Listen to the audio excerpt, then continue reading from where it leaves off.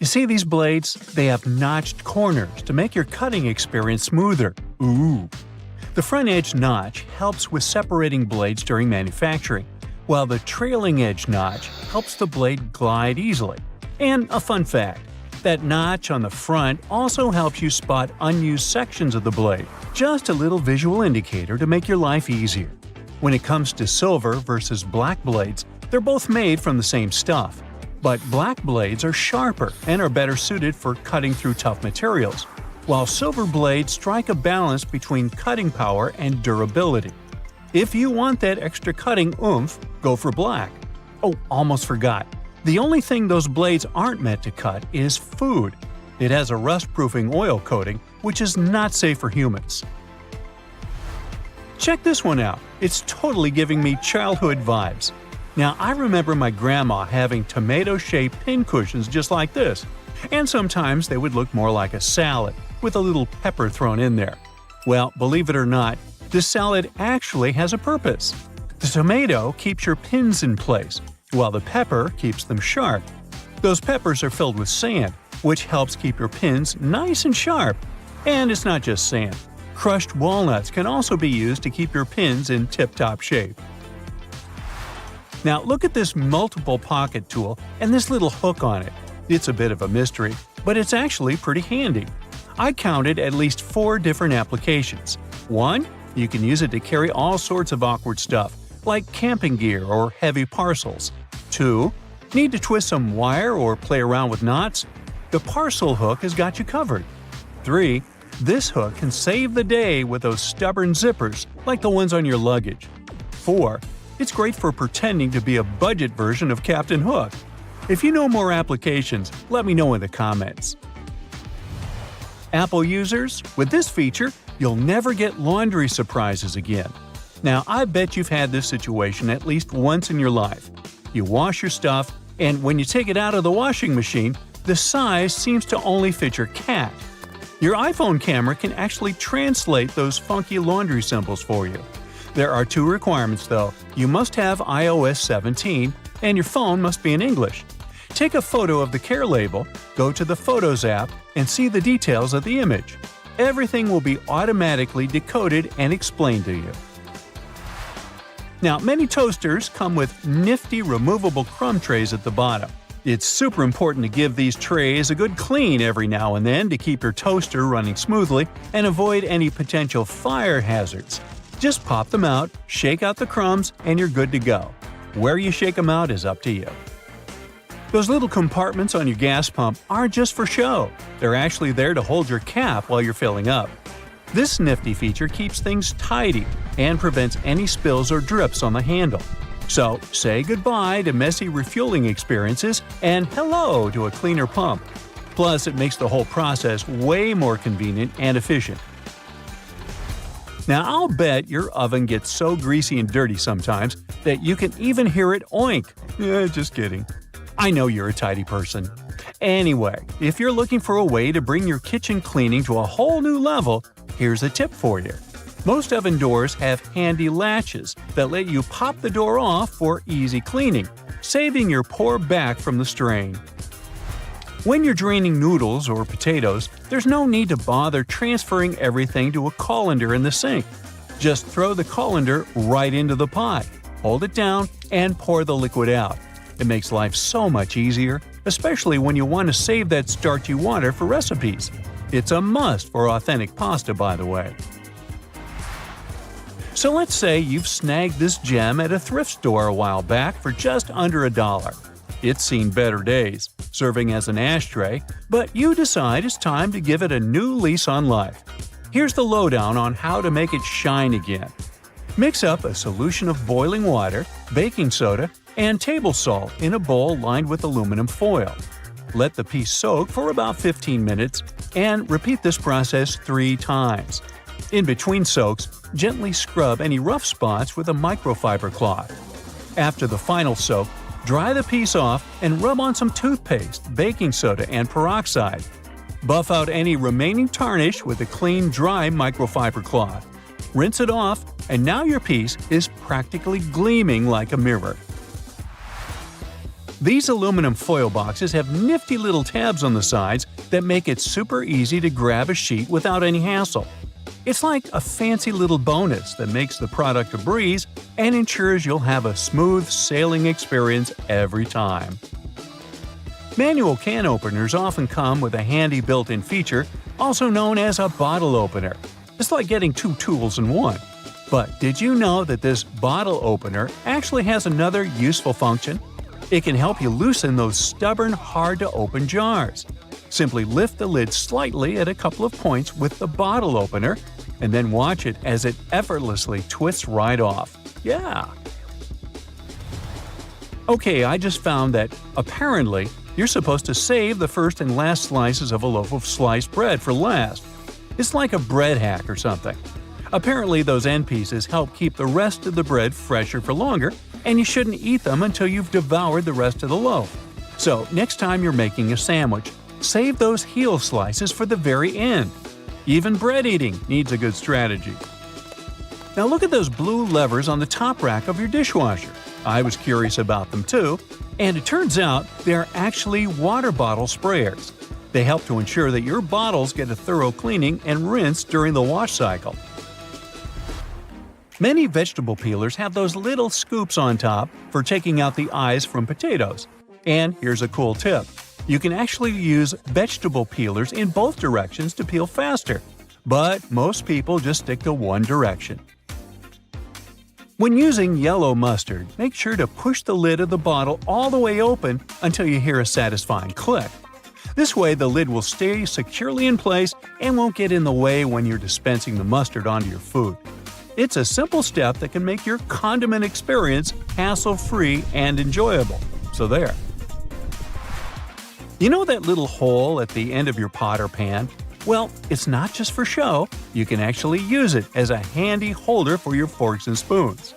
Next time you're cooking up a storm in the kitchen, just pop your utensils in that convenient little hole and keep them close at hand. Okay, just a heads up to remember to switch the direction of your ceiling fan for the changing weather, and to give it a good clean too. I've seen that a lot of folks found it helpful before to reverse the fan's direction by flipping a switch for different seasons. So this is just a friendly reminder to go ahead and do it again, pushing hot air down and pulling cold air up. When you're chowing down for some pizza, just tear off the top of the box and use it as a big old plate. You can even rip the box in half and fold it to save some leftovers for later. Well, that's it for today. What, you want to know more cool facts? Sure, but you'll have to subscribe and hit the bell to get more videos. I'm waiting. Go ahead. If you ever find yourself stuck in the trunk of your car, stay calm. All cars are supposed to be equipped with an emergency latch to help open the trunk from the inside in the unlikely case it happens. These latches are so well thought out that they can be opened by people of all ages. More so, handles are designed to glow in the dark, too. You can even pull them with the mouth if there's not enough wiggle room to use your hands. Never mind how you ended up in the trunk in the first place. Moving on.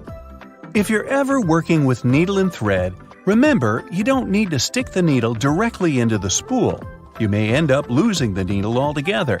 Not to mention you can easily hurt your fingers. A lot of modern sewing kits these days come with a designated place for safeguarding the needles. It's located at the bottom part of the thread spool. You'll just need to pull it out. It's even made to hold multiple sewing needles at a time. Disposable ballpoint pens come with a little secret of their own. Did you ever notice that in some of them there's a small hole in the plastic part? It's actually a rudimentary ventilation system. It's supposed to let the ink easily make it to the tip of the pen. Okay, I know it's in the name, but you really don't need to shake the seasoning shaker to get any product out. Don't believe me? Hey, you're not the only one. Go grab your favorite seasoning bottle out of your pantry.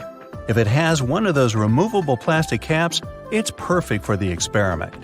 Instead of shaking the bottle, try holding it from the plastic cap while it's upside down. Now, gently twist the bottle from side to side and, before you know it, you get some gorgeously flowing seasoning without having to wiggle the shaker and make a mess all over the stove. On the same note, Most salt and pepper shakers should have ridges on the bottom of the glass portion. In case you get any seasoning stuck in there, place the bottom of the salt shaker against the bottom of the pepper shaker and wiggle it around so the ridges click with each other. The seasoning should easily pour out now without you having to open the bottle. In colder weather, you often have so many clothing layers on you that you can hardly feel the purse or back straps on your shoulder anymore. Not to mention how fast they can slide off. Some jackets come with a built-in solution for that, in the form of a small tab on the shoulder with either a hook or a button. It's meant to be opened and closed comfortably, so you can keep your purse in place at any time. You're most likely using it merely to peel the skin of potatoes, carrots, or cucumbers. But you can use your vegetable peeler for chopping fine strips of onion as well. Just cut the onion into quarters vertically and then start slicing. This might also help out with those embarrassing onion tears. Most people miss this one, but should you ever have a closer look at your toothpaste tube, you will surely see some sort of coloring there, either a dot or a block. Colors can vary. They can be black, green, red, or even blue. These color spots are actually meant to help the assembly machines back at the toothpaste factory. They recognize when and where these machines need to cut the toothpaste tubes and proceed to fold them for packaging. For most types of footwear, if there's anything that seems a bit out of place, always know that it's there for a reason. Most manufacturers don't put extra items on shoes just for fun. It would definitely be a waste of time and resources. For footwear like boots, for example, there's often a small loop at the top back of the shoe. It's there to help you when you need to put the shoe on, since you can quickly pull on it. Plus, you can also hang the shoes somewhere, most likely to dry, since most boots are meant to be worn in the colder weather. Now, I've been guilty at least once of overdressing with a bunch of layers just so I won't need to jam everything in my check-in bag. But does it become a problem when you actually have to get seated? What do you do with your coat or your jacket? Well, have a closer look next time you board a plane on the seat in front of you. The hook that keeps the tray table upright can double as a jacket hook. As long as you don't need to have any meals while in the air, you're good to go. Now, most mascaras expire within 3 to 6 months, I'm told, depending on the manufacturer. But you can help speed up that process if you're not careful enough. Continuously pumping the mascara wand, trying to mix in the product actually pushes more air into the tube. This can make it dry much faster, and you evidently won't get the desired results with it anymore. There's an easy way to check if your mascara is still good enough to use. If you don't hear a popping noise when you take the brush out, you may very well need to go get yourself a new mascara tube. Now, I know we're living in the era of Bluetooth-connected devices, but for better quality sound, they still recommend using headphones that connect via audio jacks. Remember seeing black ridges on those jacks? They aren't there just to make them fit when you plug them into your phone or laptop. Made out of a special insulating material, these bands are meant to guard the wires when sound is being transmitted. Based on the number of bands, you can figure out which end goes where. Some empty space under noodles in a cup doesn't mean the company producing them wants to cheat you out of a full portion. No. It's a manner of keeping the noodles intact during their transportation. It also helps with the circulation of hot water that is poured over the products before you can enjoy them. The V-shaped neckline was initially designed to serve a bunch of objectives. First, as a way of prolonging the life of the garment that would maintain its shape over the years. It's also there to fit your head through the shirt in case it needs some stretching. This way, it ensures a snugger grip around the neck. Lastly, it helps absorb sweat in case you're wearing the shirt while exercising.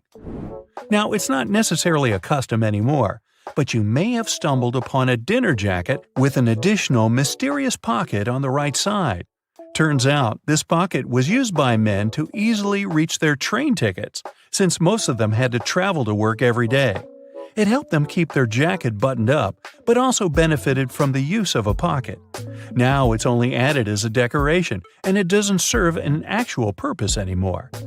Speaking of things we don't use these days, or at least for their initial purpose, did you know Play-Doh was originally a cleaning product? In the 1920s, the market was in need of a product that could help them wipe the wallpapered areas around coal-burning furnaces. The recipe for what we now know as Play-Doh was thus invented. It was manufactured in white only and was supposed to clean wallpaper by being rolled back and forth over the dirt. It was only later, in the 1940s, that new products for cleaning wallpaper were brought up, and Play-Doh was redirected toward another area of the market. Now, while I enjoy a nice piece of toast for breakfast, isn't it pesky to have to clean out the toaster? Well, not anymore, since I recently found out that toasters have a slide or a panel at the bottom that helps get rid of all those annoying breadcrumbs easily. Now, there used to be a time when you could only have access to video games by inserting cartridges in your console of choice. These tiny objects gave many doctors a lot of headaches. People soon started popping up in hospitals after swallowing small game cartridges, especially the younger generation. Nintendo, the company that manufactures the majority of these devices, had to come up with a creative solution to prevent these accidents. So these days, Nintendo Switch cartridges are purposely coated with specific chemicals that can leave a really bad bitter taste in the mouth. Not that I'd, recommend you ever try and taste for yourself. So, you hungry, but not quite ready to eat a 3-course meal just yet? How about some instant noodles instead? The water's boiled, your tummy's rumbling, but there's a problem. The styrofoam cup's broken and the noodles are exposed. Wait, is that a space at the bottom of the cup? Why? That space is for protecting the noodles. It's not the company trying to save money or anything. Notice how the ramen in cups is hardly ever broken, but the one in the packet comes out looking like a mess? This technique is called a middle suspension. The noodles are packed in tightly to stop them from getting crushed in the delivery truck. It's not just about the noodles looking nice and long. It also helps those tasty noodles soften more easily. Now, morning breath isn't the best. Luckily, there's an easy way to get rid of it. Yeah, it would have been easy to think that mouthwash was invented for, washing your mouth. Well, mouthwash was originally invented and sold as a floor cleaner. It was sold to hospitals as an antiseptic for years. It never really took off. Some genius in marketing rebranded it as a mouthwash, and the rest is minty fresh history. So, after you've cleaned your teeth, just remember, rebranding can be pretty powerful. It's hard to imagine a world without the internet these days. No streaming, no online games, or pictures of cute little kitties. Yeah, that's not what it was designed for, but who cares, right? The prototype internet was called ARPANET, or the Advanced Research Projects Agency Network. This machine was very sensitive. To stop anyone from turning it off, some clever scientists stuck a piece of paper on it with these powerful words. "This machine is a server. Do not power it down." It was written in red ink. Hey, nice touch. Having your professor scribbling in the margins of your notebook isn't exactly new, except that margins weren't designed for that. They're rat protection. Back in the day, rats would nibble on paper all the time. So if you wrote something on the edge of the paper, it ended up inside a hungry rat. A couple of well-placed lines stopped your best answers from getting eaten. Hey, I can't finish this pizza. Time to cover up those leftovers. Luckily, I have plenty of plastic wrap. A little tug, and the roll just jumped out. Prison break! If you look at the wrap's home, the long, thin box, there's a special little feature that can help you. A cardboard tab on each end. Push them in, and the roll's not going anywhere. Strange that I've never seen them before. It's lunchtime. I'm feeling like a California roll today. Seaweed, rice, cucumber, avocado, and crab meat. Or is it? It's actually imitation crab meat. It's basically cheap white fish blended with sugar. The fish mixture is then heated and pressed into shape. Yummy! That's maybe why it's called the hot dog of the sea. Nah, I just made that up. Your microwave has a secret we've all seen, but never paid attention to. That black mesh you see on the door is a Faraday cage. It stops the electromagnetic energy, or the microwaves, from escaping. And cooking you, too. That's how it heats up your food so quickly. Every microwave has to have one, and they all vary in quality. This Faraday cage can even stop signals from your phone, which I guess is useful. Hey, you don't need your popcorn to stop popping in order to take a call, do you? Airplane mode's a bit easier, though. Ever taken an IQ test and realized you're Einstein-level smart? Me neither. The median IQ is only 100, plus there's very little evidence that Einstein ever even took the test. In the beginning, most people thought the tests were too vague to be helpful in any way. The test was designed for children who needed help with their studies. Later, they realized it could be adapted to identify intelligence, but it was never originally designed for that. Hey, never pop bubble wrap, you're missing out. And, you guessed it, it was never meant to be popped or used in the way we use it today. It was invented as a new textured wallpaper. By sealing two shower curtains together, they created the first bubbles. The idea never really took off, obviously. After failing as wallpaper, it discovered its true meaning in life. It could protect sensitive items. When the first computers were being shipped, bubble wrap was there to help. Imagine a house with bubble wrap wallpaper in every room. Best or worst thing ever? Hey, leave me a comment below. If you owned one of the biggest companies in the world, selling one of the most known products on the planet, how would you keep your company's secret a secret? The formula for Coca-Cola isn't patented. The first recipe was, but when they made changes, no patent ever went through. The secret formula is still only known by a few people at the company. Not only that, but not even Coca-Cola's rival wants the recipe. In 2006, a disgruntled employee tried to sell off the secret, but it didn't work. Hey, take a look at your brand new mattress. Do you see the "Do Not Remove Under Penalty of Law" tag? Wow, that thing looks pretty serious. Good news though, the tags aren't meant for you. They're aimed at the mattress seller. 100 years ago, mattress makers used to create the filling with basically anything. Animal hair, old hospital beds, or clothing. Then, strict laws stopped old hospital beds from being used. Their mattresses were filled with germs. Now, on a rainy day, Play-Doh is something everyone can make at home. Mash up some flour, water, salt, food coloring, and wham! Any creative person is amused for hours. Cheap, clean, non-toxic, the perfect modeling clay. But it was never made for that. This stuff was originally for cleaning up walls in the 1930s. That's because people started going crazy for wallpaper, which you couldn't use soap and water on. Eventually, Play-Doh had to find a new home. Now, have you ever finished a lollipop and noticed a hole in the stick? This hole isn't just for show or to make a musical instrument with after you're done. It's there to keep that tasty sweet treat from falling off. While the candy's still hot, it's poured into a mold. As it hardens, the candy flows into the hole and creates an anchor. Oh, not into lollipops? How about good old American gummy bears? Unfortunately, they aren't American at all. They're German. A German company started making them in 1922. The original name was Gummy something something.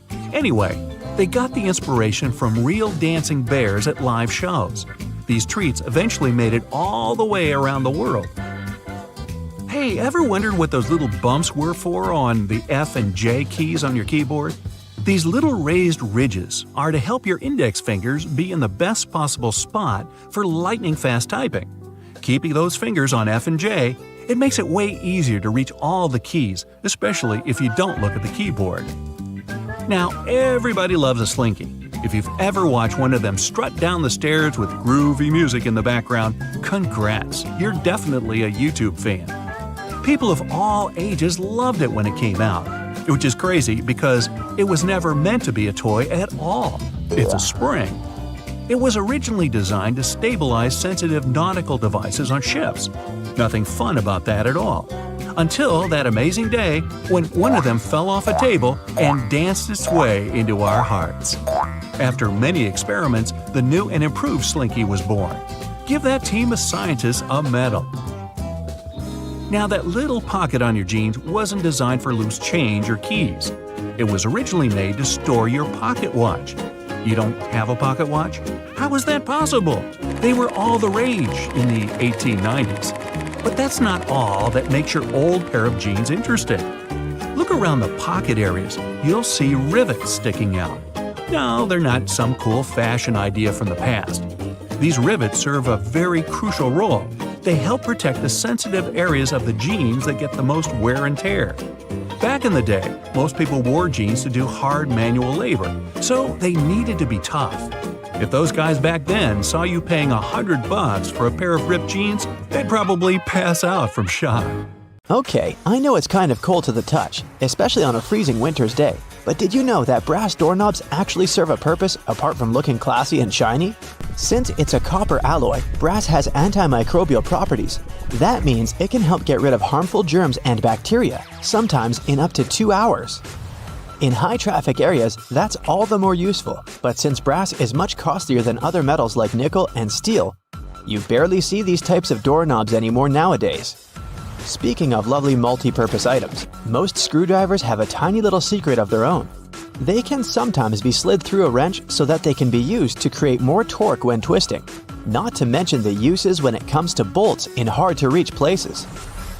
There's a reason why buttons on women's shirts are for the left-handed, and it has nothing to do with fashion. This practice dates back to the times when chambermaids were helping ladies dress themselves, and it was easier for them to perform their job with this orientation.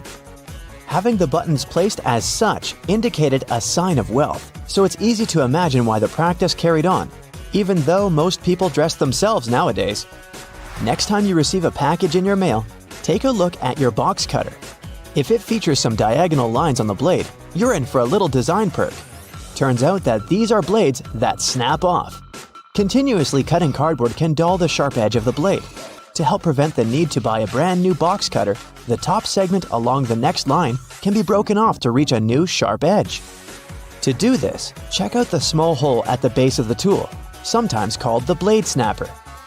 The people that first came up with this brilliant invention were engineers inspired by the way chocolate bars are segmented. Hold on a minute, don't throw away the cardboard package just yet. Most likely, you'll have some silica gel packets somewhere at the bottom of the box. Since this gel is basically a drawing tool, it gathers up the moisture out of its environment, so you can store these packets for further occasions, whether you'll need to dry out your phone or some other electrical object. You can place them in a container next to the silica gel to reduce the damage.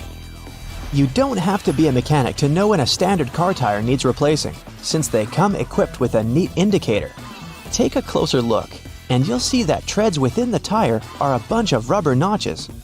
When the treads are evened out with the perpendicular bars, it's a sign you need to book an appointment with your local car service, since most likely the tires have lost most of their traction and may not be safe for driving any longer.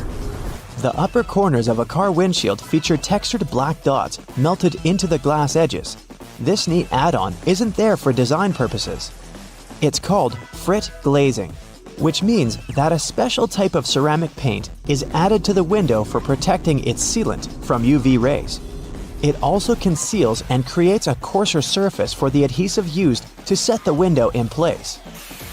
Whenever you're up for a drive, check out if there's a small tab under your car's rearview mirror. Bet you didn't know it's there to help switch the mirror from daytime to nighttime views. It uses a prismatic glass technology to blur the reflection and reduce the glare of headlights behind you in traffic. People came up with these manually tilted mirrors in the 1930s, but they became standard somewhere in the 1970s. While you're in the car, check out the headrests, as you most likely don't know that they carry a little disguised purpose. Of course, they're adjustable to accommodate passengers of any height so that they get the proper support for their heads and necks. The hidden feature is that they are detachable and come with two very solid metal bars.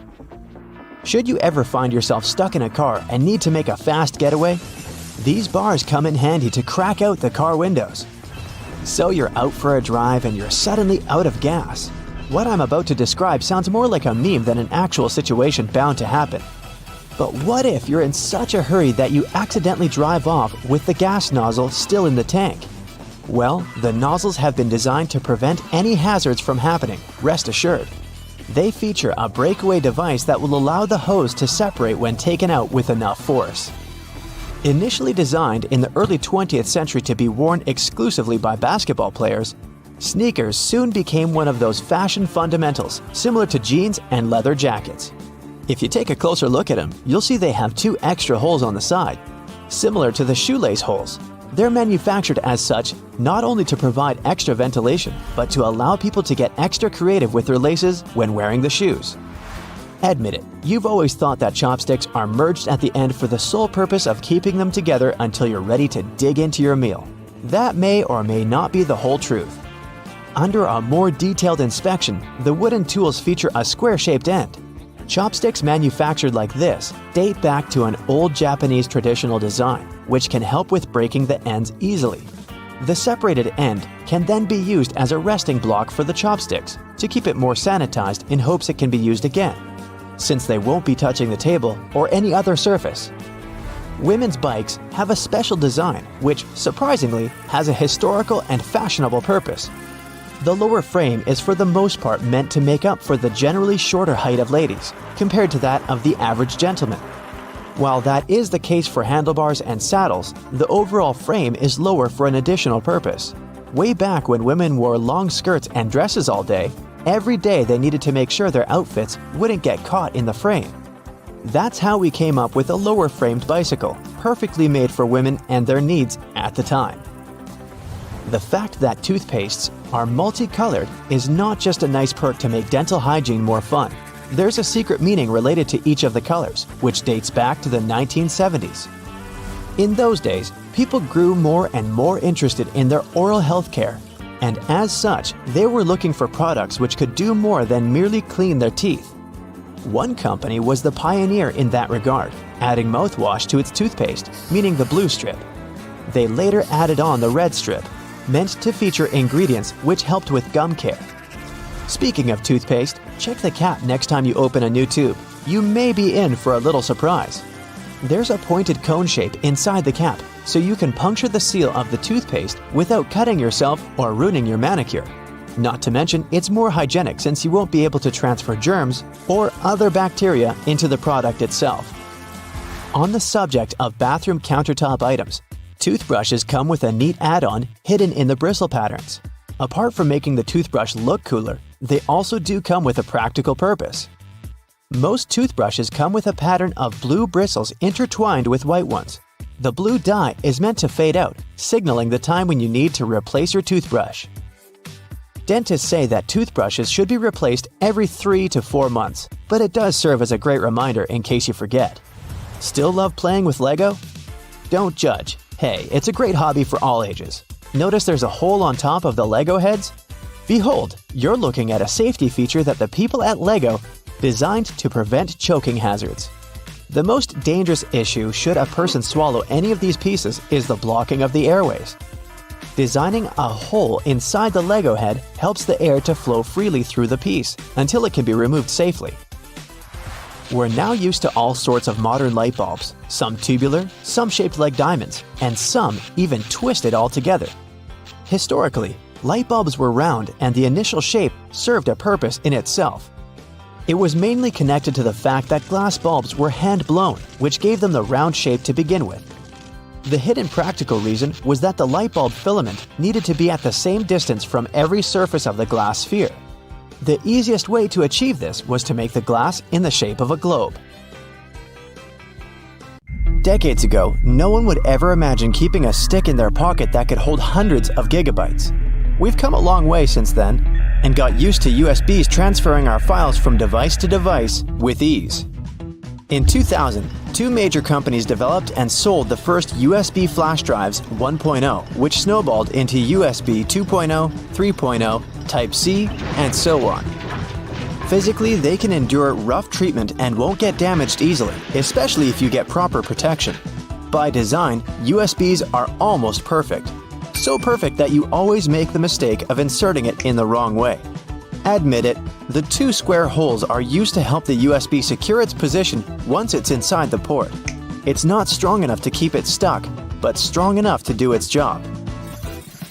You can protect your USB with proper encryption. This means that if anyone gets their hands on them, they won't be able to read them. Encrypted files end up being scrambled into gibberish of a series of letters and numbers instead of comprehensive words to anyone who tries to read it. The file is only accessible if someone gets their hands on that USB. But if you're using certain online services like messaging or emailing, then encryption is simply not enough. Sure, the person on the other end can't read the contents of the work, but the hosting website can. This is where end-to-end encryption comes in. That means any information that goes in and out is, again, scrambled into gibberish to anyone who is in the way of your traffic, including the hosting service. Cloud storage has taken the world by storm. You can now save everything that's on your desktop to the internet and access that data across multiple devices. All you need is an email and password, and boom, you're safe and have all your files in one place. Cloud storage isn't data floating up in the clouds, but, less excitingly, servers that physically store data. They're like regular computers, just minus the monitors for viewing. These servers take up a lot of money. That's why you normally have to pay for their services. The servers are placed in data centers all around the world where third-party companies manage them. It's like getting remote access to a computer. The servers include a master control server, backup server, and a linked supply of servers operating to maintain a good quality service. The more money you pay, the better the server your data will be stored in. In the realm of computers, you just can't delete something to be gone forever. Whatever file you want to remove is already present in the hard disk as electrical impulses. And, depending on your gadget, it will be disposed of in a recycle bin or the garbage. That isn't to say that it isn't still there. It simply implies that the file has been moved to a different folder from which you can easily recover it. So, if you're worried about accidentally deleting a crucial document you've been working on for weeks, don't panic. It's not gone for good. But if your device breaks, then all your data is lost. If you own a device that has Windows 10, then you've probably been shutting down thinking that your computer or laptop is completely off. This is not the case. Windows 10 doesn't actually shut down, but goes into a state of hibernation. It keeps your app saved for you to recover. The proper way to shut it down is by resetting it. Windows operating system is known for being user-friendly with all the commands displayed in front of you. But for computer whiz kids, know that you can open the search bar and type CMD for the command prompt. It looks just like a bunch of random characters, but this is where you can achieve a lot with your device. If you don't like the black window, you can always change the color of your suiting. Once you launch the command prompt window, right-click on the title bar and then on Properties. Another window will open which has the option of choosing colors. You can pick the colors you want for the background and text, or fix the opacity for the CMD window. This is easy mode. The real work is typing commands in the window. If you want to look for all your drivers on your Windows 10 device, then type in this command in the window. Don't forget to add spaces. The list of servers will magically pop up on your screen. This is a good way to get to the bottom of your issue, instead of searching for them manually. You can also hide specific folders on your computer through the command prompt by typing this command and pressing Enter. Of course, you'll have to type in the folder you want to hide, and poof, it's gone. The non-tech way of doing this is by opening the Properties pane in the folder and clicking on the checkbox that shows Hidden. While this is indeed the easy way of hiding your folders, it's not the most effective. You can simply write Show Hidden Files and Folders, and every checkbox you check will be visible again. The command prompt isn't all about business. You can try playing a game there to pass the time. Don't expect a AAA kind with realistic graphics and epic gameplay. Type this command and you'll be transported into the game via text. This game will allow you to create characters and engage in this imaginary world. Google Chrome is one of the most popular browsers on the net, but you can also play a text-based game there, just like in the command prompt. First press Ctrl plus Shift plus J to open the console. Then type Text Adventure into the search box. Don't freak out, you just opened the sort of a back end of the page. Next, click on the box that says Console. You'll be greeted with a text that will ask you if you want to play a game. type "Yes" and you'll instantly begin. They'll give you some basic commands which are easy to follow and an opening premise of the journey. If you're looking for something a little more contemporary, then get ready to play some solitaire. No worries, you don't have to type some command to play it. All you need to do is type "solitaire" in the search bar, and you're there. You can play the exciting game of solitaire in your web browser. And when you get bored, you can play the classic game Pac-Man. If you're from the generation of the classic bulky phones, then this next game will bring back all those memories of your childhood. Open Google and type "Snake," and there you go. When the internet is down, you can play the dinosaur game in your browser window while you're impatiently waiting for the Wi-Fi to come back. This game is very simple. After pressing enter, you just have to hit the spacebar to jump over obstacles. And at a certain point, you'll have the option to duck down, which will make it even more challenging. Even without Wi-Fi, you can still have a good time. You can pause the game whenever you want by pressing the Alt key or F11. You can just click on your screen to continue the game at any time. Windows 11 has some cool hidden features that are very useful, like adjusting the volume for each individual app. You can go to Settings and click on System. Hit the Sound section. This will bring you to all the sound levels and the master switch.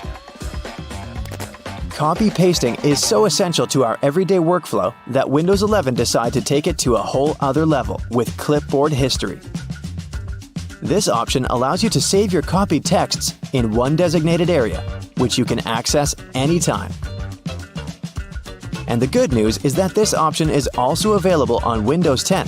Just click on the Windows key plus V, and you're good to go. If you have too many windows opened on Windows 11, you can grab the window that you want to keep and shake it. It will minimize all the remaining windows in the background so that you can have a pleasant, productive workflow. Oh wait, it's happening now! You know, there are all sorts of amazing things you can do with products already lying around the house that were meant for other things. We'll explore some of those, plus everyday items that have other purposes you may not be aware of. I'm also in a silly mood, so hey, let's have some fun. Many pairs of kitchen scissors today have a serrated opening where the handles and blades meet. You can use this as an herb stripper to de-stem difficult herbs like thyme, rosemary, and chives. Saves you a lot of time trying to pick the leaves off by hand. And if you're short of a vase, you could present roses to your significant other this way. Just be careful when you're pointing the sharp end. The metal tab on soda cans can be flipped around. You can slip a straw in place so you don't have to hold it up to your mouth. This stay-on tab replaced the pull ring tab created in the early 60s. You remember those, don't you? Those could be quite sharp and easily discarded where they could be a menace for others. Now you can pop your straw straight into one. Also means you can produce some bubbles and make a mess. Sometimes when you purchase an article of clothing, you receive a plastic baggie with an extra button and a swash of fabric. While the fabric is clearly used to patch holes, it can also be used to test the effects of various cleaners on certain surfaces. It's handy too to test wash cycles before using them to wash the whole garment. And if you want to clean your nose with it, that suggestion never came from me. You can use a screwdriver for leverage if you're having trouble lifting or moving something. Some also have a hexagonal shape handle that fits inside a wrench or spanner. You can use it to improve torque and, again, for leverage. A little easier on your hands. Some of us aren't that strong, or maybe that's just me. Rubber bands are great for many things, but if you have a bottle that's hard to open, you can wrap the band around it for a better grip. Escalators have those fluffy black brushes for a similar reason that some have yellow lines on their steps, to try and deter people from getting too close to dangerous places. People don't always take notice, and sometimes clothing can drape close to a point where the step meets the edge or skirt. The brush is a little barrier to help prevent this from happening. They can also catch bits of fluff and prevent other small things from falling down into the gaps. Your average pair of jeans has several features that are both functional and somewhat sentimental. The metal rivets around the pockets help secure the stress points. This ensures they last a bit longer than average, though not all jeans have them. Many still have a tiny pocket directly above the main pocket. This was originally meant to hold a pocket watch. Even though pocket watches are mostly a thing of the past, many people still use this space to store coins, rings, or even a portable USB. Now, this may seem a little obvious, but if you've ever wondered what all the notches are in a car tire, it's for traction on the road. However, there are also a good indicator if your tire is getting too worn down. If those notches aren't so deep anymore and are almost flush with the road, it's time to replace them. If you don't, the next time you try to stop suddenly at a stop sign, you might be surprised to find your car has turned into a giant roller skate. Those takeaway containers most associated with Chinese restaurants are designed to not only carry your food home, but to store them in the fridge. They double as a plate, as you can eat straight out of them and don't have to worry about dirty dishes. Yay! They were actually patented way back in 1894 to transport freshly shucked oysters and were known as oyster pails. They were later adapted to use as leak-proof containers for food. While you're sitting on an airplane and looking out the window, you may have noticed those little holes, or in some instances, a small singular opening near the bottom. This is called a breather hole, and no, it's not for you. It's designed to equalize the difference in air pressure which builds up between the pressurized cabin and the atmosphere outside, especially during high altitudes. It also releases moisture from between the panes to avoid frost from forming on the windows and obstructing that all-important view. Sorry, but it looks like you won't be drawing a smiley face on it anytime soon. This was first introduced way back in 1956 by a company in Japan. Pretty cool, huh? They got their inspiration from snap-off rows on chocolate bars. Just don't get the two mixed up. One doesn't taste good. When it comes to measuring tape, almost every reel has an empty slot in the metallic end. This is called a nail grab, so you can attach it to a nail or screw. A handy trick to do measurements without requiring someone else to hold it in place. Ooh, very nifty. Bobby pins have grooves on one side to hold your hair in place better. Crazy notion, huh? The straight side goes face up, while the grooves go down against your head. They're called bobby pins because of the bobbed hairstyle, which was popular in the 1920s, though the pins were invented in the 19th century. The look is gone, but the pins remain. Please take them out before you wash your hair, as they don't look great stuck to your fingers. If you've been in a car or a bus and noticed the textured black dots baked into the black edges, you've probably worked out that it's not there for its pretty looks. It's called frit, a ceramic paint. Its main purpose is to protect the window from ultraviolet rays. It also creates a rough surface for the adhesive to cling to. Now, if you see a pink lump of adhesive in the corner, please do not touch it. It's actually someone's old bubble gum. If you take a look at the bottom of the lock, chances are you'll see one or two little holes. This is to let water out from the inside that may have been trapped due to rain. This mini draining capability prevents the inner working from rusting over or freezing in place if the weather's very cold. If, in another situation, the lock becomes stuck, you can ease an oil-based product inside to lubricate the lock and get it working again. If you've lost the key and want to ease your frustrations, you can yell into the holes. It won't do anything to unlock it, but it may help you feel a little better. Some dress shirts have a fabric loop on the back. You guessed it, it's used for hanging the shirt up. The loops were reportedly first used in the Navy, as it was easy to simply hang them on the wall. During the 1960s in colleges, the fashion of the day was to wear the shirt buttoned all the way to the top, which made them difficult to hang. So designers began putting the loop on the back. If the student removed the loop, it signified that they were going steady in a relationship. Unless your friend ripped one off for a prank, now everyone's asking whom you're with. There's a little more to this story, but we haven't got time to hang around. And yes, that's a bad pun. On purpose. It's what I do. Ever wondered why coins have those little ridges along the edge? It's a leftover from earlier times when they were worth more. Counterfeiters could easily file the edges off to sell as gold or silver coins to make some profit. The ridges were created so it was much easier to tell which of the coins had been altered. It's not needed today, but the coins still have that altered style. If you ever get really bored, you could try counting how many ridges there are. Actually, that is a very boring idea. Forget that and watch another Brightside video instead. Can you believe it? There are two different ways to drink juice from a juice box.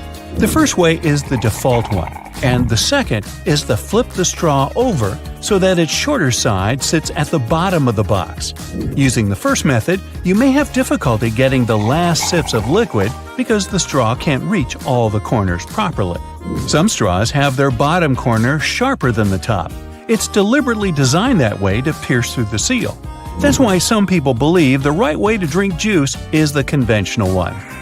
Now let's continue with straws. Do you know there's a correct way to use a straw while drinking from a can of soda? So, you're about to have some Coke. You pop the tab open, then you put a straw in the can. Now you need to make a constant effort to keep the straw steady. See this hole in the top? Yeah! Turn the pop tab around and put your straw through the hole. It'll serve as a straw holder. No need to be annoyed by the tipping straw. So, what's the best way to eat a cupcake?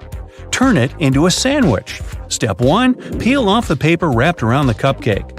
Step 2. Carefully divide the cake into 2 parts. Step 3. Put the bottom side of the cupcake on top of the frosting. This is how you eat a cupcake like a pro. Okay, another quick word about cakes. People generally use kitchen knives to cut cakes into 2 parts. But you can use dental floss. Take a piece of floss and wrap it around the cake horizontally. Hold the ends tight with both hands and pull them in opposite directions. There you go! Now you have an evenly cut cake. Smooth, huh? You can use floss to cut through a cake vertically, too. This way, you'll reduce the chance of messing up the frosting. Do you use your fingers to dip your Oreos in milk? Try using a fork. Stick it between the wafers vertically and dip the cookie in milk. Well, you try it. I'm sticking with my fingers. Been doing it all my life. Hey, call me a rebel. You put your food in the microwave. The plate is hot and the upper part of the dish is steaming. You start eating. Oh no, not again. Your meal hasn't heated evenly. If you want your dish to be equally warm, arrange it in a donut shape and leave an empty spot in the center. The middle part of your dish takes longer to heat up. By the time the center warms up, the edges might be overheated.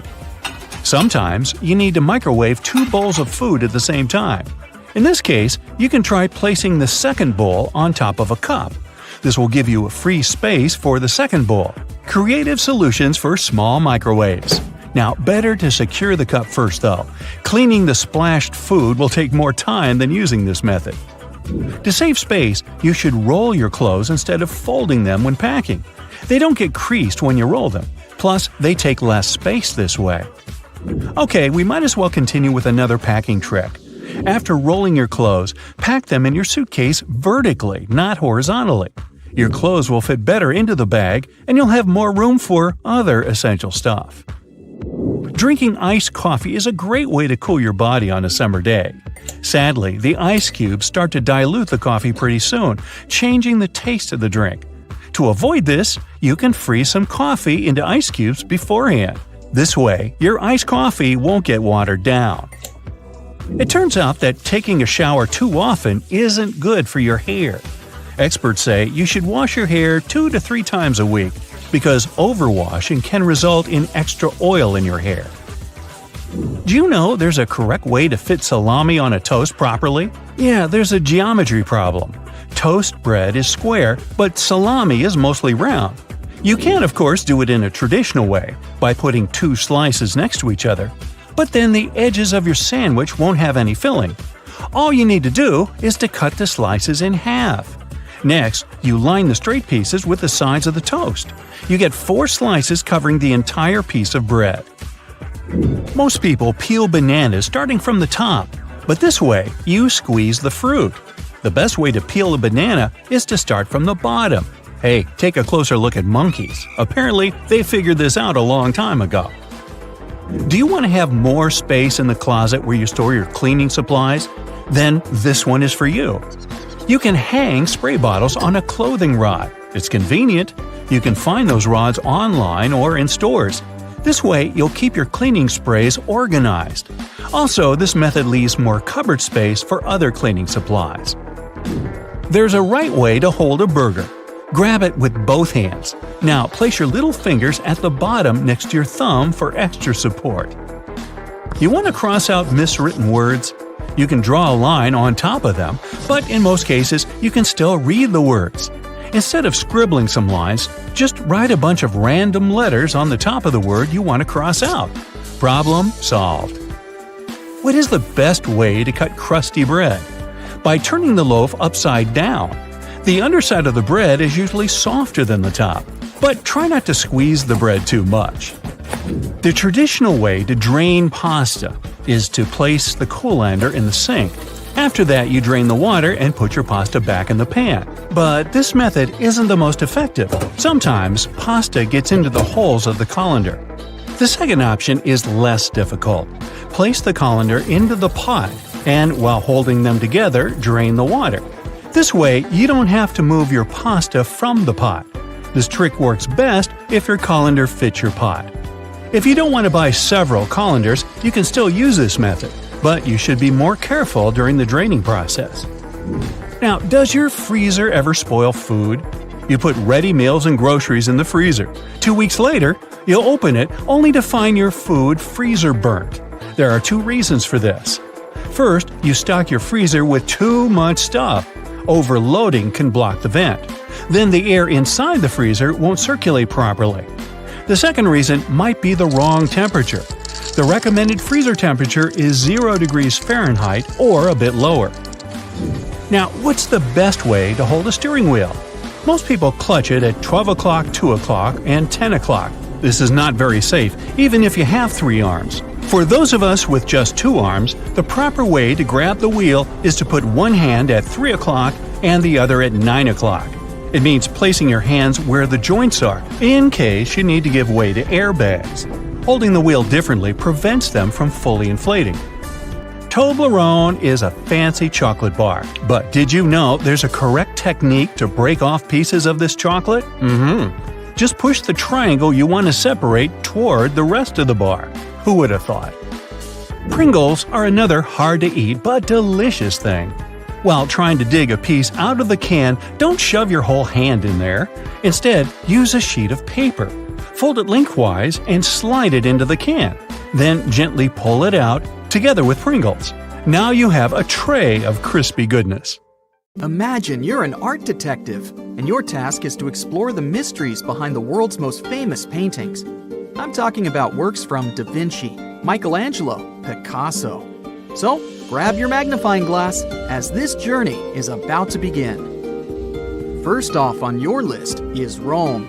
After enjoying delicious pasta, you head to the Sistine Chapel, home to the world's most famous ceiling. Oh, and you know how they say Michelangelo painted the frescoes lying down? This is just a myth. Actually, the painter created a complex system of platforms that allowed him to paint standing. You're checking out the creation of Adam, that fresco in the middle. The Italian artist Michelangelo, the author of this masterpiece, was widely known for his study of human anatomy. Art experts argue that the right part of the painting is an anatomically correct depiction of an enlarged brain. To proof-check this, you try overlapping a picture of the organ and the artwork. It seems to be a match. The cerebellum, the optic nerve, and the pituitary gland are all there. Even the floating green scarf thingy appears to match the vertebral artery. Some researchers think it was Michelangelo's way of depicting knowledge and wisdom, but you have to sleep on it to decide what you think. Moving on, you catch a train and arrive in Florence. Time for a quick gelato break, then straight to the Accademia Gallery. One of art's most celebrated sculptures is waiting for you inside, Michelangelo's David. David is a 17-foot tall marble wonder. It was carved for about 3 years. The mystery surrounding it is to figure out the statue's true expression. Looking at him from below, you'll think his face is serene and peaceful. But art historians argue that this work was largely misunderstood. Apparently, his body hides a very different story. Take a closer look, and you'll notice his brows are frowning, and the veins in his arms are popping out. That doesn't look too relaxed, does it? Michelangelo's idea was to depict David right before an important confrontation, so maybe he wasn't all that serene after all. Italy is so rich in art, you can't leave just yet. You're still in Florence. You pay a visit to the famous Uffizi Gallery. Many famous paintings are hosted by this museum, but you're checking out Botticelli's Primavera, or Spring. This artwork is mysterious from the get-go. Experts can't say the exact year it was commissioned. It remained untitled for years, until the painter Giorgio Vasari finally came up with a name for it. Usually, when critics and viewers admire this painting, they focus on the figures in the foreground. But in this case, the actual work lies in that Botticelli painted over 46 different plant species with almost identical precision. And, in the painting overall, these plant figures are repeated over 200 times. Unbelievable! I'd say the last visits were full of impressions, weren't they? Ready to keep going? A plane ride later, you arrive in Paris, the city of lights, berets, and the famous Mona Lisa. You go through the Museum du Louvre and come to Leonardo da Vinci's masterpiece, La Gioconda. There are many theories regarding this work of art, and you dive into some of them. A strong case has been made that the Mona Lisa could be a self-portrait of Da Vinci himself. Historians have thoroughly compared Da Vinci's face and that of the Mona Lisa. And guess what? They appear to be strikingly similar. Oh, and then there's the smirk theory. Dentist and art expert Joseph Bartowski claims to have discovered the secret behind Mona Lisa's smirk. He says her tight facial expression is a typical indication of someone who lost their front teeth. Could it be so? Also, in 2010, the Italian Committee for Cultural Heritage found a collection of symbols hidden in the painting. These are only visible through highly technological magnifying lenses, but they showed that Leonardo inscribed an LV inside Mona Lisa's right eye. Experts guess that this is Da Vinci's signature. But the other symbols, a CE in the left eye and a 72 in the arch of the background bridge, are still very mysterious. Phew!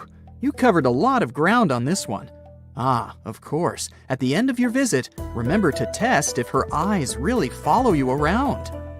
Now you're headed to Amsterdam to check out the Rijksmuseum. You came to see a specific Rembrandt painting that hides a mysterious story. The Night Watch is one of Rembrandt's most famous paintings, but experts argue that the name of the painting and its content are mismatched. Let's take a closer look. The painting depicts a large group ready to embark on a mission. Rembrandt's technique is called chiaroscuro, highlighting the contrast between light and shade. Until 1947, art critics believed the painter was depicting a nighttime scene. But when the painting was cleared of a thick dust layer, it became clear that the scene was happening in broad daylight, with the sun streaming down from the top left. Now, it's too late to change its name to the Day Watch. While in Amsterdam, you find a museum dedicated to Van Gogh's art. Did you know that he painted over 900 paintings during an impressive period of only 10 years? Anyway, the Van Gogh Museum hosts the biggest collection of yellow sunflower paintings you'll probably see in your life. Actually, almost all of Van Gogh's paintings feature dominant yellow shades. This particularity of his art may be a result of how he saw the world. Some art experts have speculated that one of Van Gogh's remedies changed his color perception, making him see more yellow around him. Okay, so this trip just keeps getting better. The next stop on your list is the United Kingdom. Then, on to the National Gallery. You may spend hours looking at Jan van Eyck's painting Arnolfini Portrait and not see anything out of the ordinary. In the foreground, a couple holds hands and stares at the viewer. But if you zoom in on the mirror on the wall, you'll see two more people in the room. Art experts say the male figure in the painting has his hands raised to greet these two people seen in the mirror, and that one of the figures is Van Eyck himself. Oh, and that's not the only watermark the painter left. Above the mirror, you'll see his flamboyant signature. Jan van Eyck was here, 1434. And speaking of people trying to sneak into their art, Caravaggio, the renowned Italian Renaissance painter, left a little Easter egg in one of his famous paintings, Bacchus. This one is a bit difficult to spot. In the half-filled jar in the bottom left corner of the painting, there is a tiny self-portrait of the painter himself, hidden amongst the liquid. To see the image clearly, one needs the help of sophisticated technology, or at least a very efficient magnifying lens. But it's there, a male figure, aka Caravaggio, with a brush in his hand. Fun fact, the tiny self-portrait was first noticed in 1922, over 300 years after the painting was completed. It was forgotten due to poor conservation.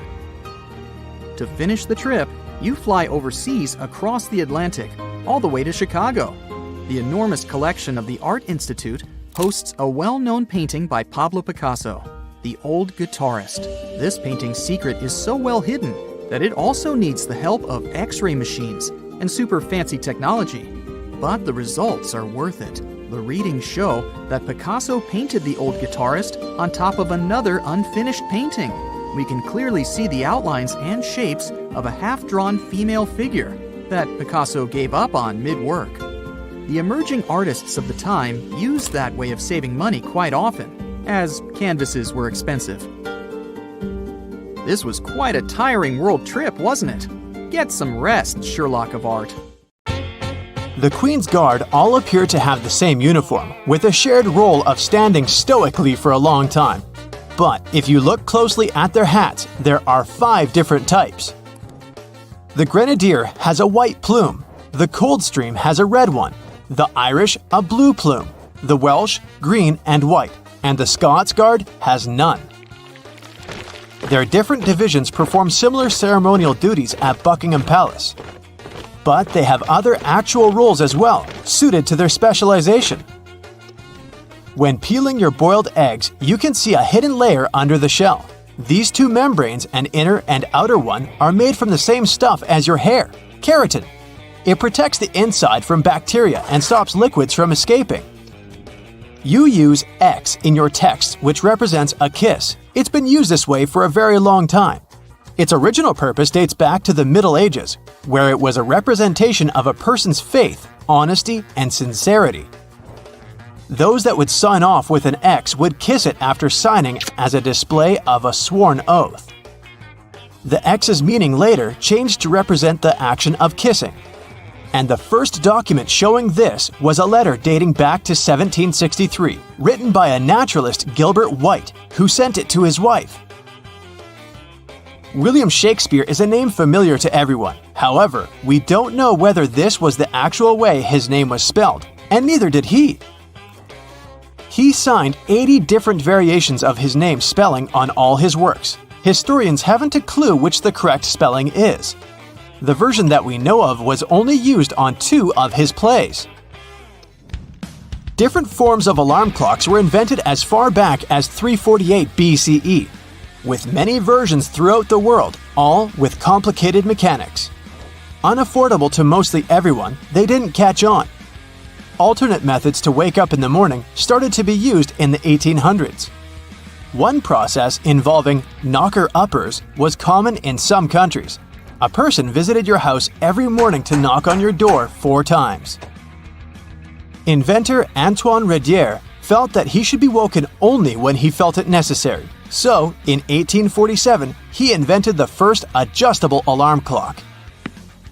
Tennis balls in Wimbledon must be kept at a perfect temperature to ensure they bounce at a consistent level. They're stored at 68 degrees Fahrenheit, so they're cold enough that the molecules inside the ball shrink, ensuring they bounce lower. Then, they're continuously swapped throughout a match as they expand by being hit too much, becoming too bouncy. Wimbledon goes through 50,000 tennis balls each year. You enjoy the smell of a freshly mowed lawn. as you associate it with the weekends and summer. But that smell is a sign of stress made by the grass. Grass evolved to emit various elements when being eaten by bugs. This signal attracts predator insects to remove them. But unfortunately for the grass, there's nothing large enough to deter a lawnmower. There is no oxygen inside your packet of chips.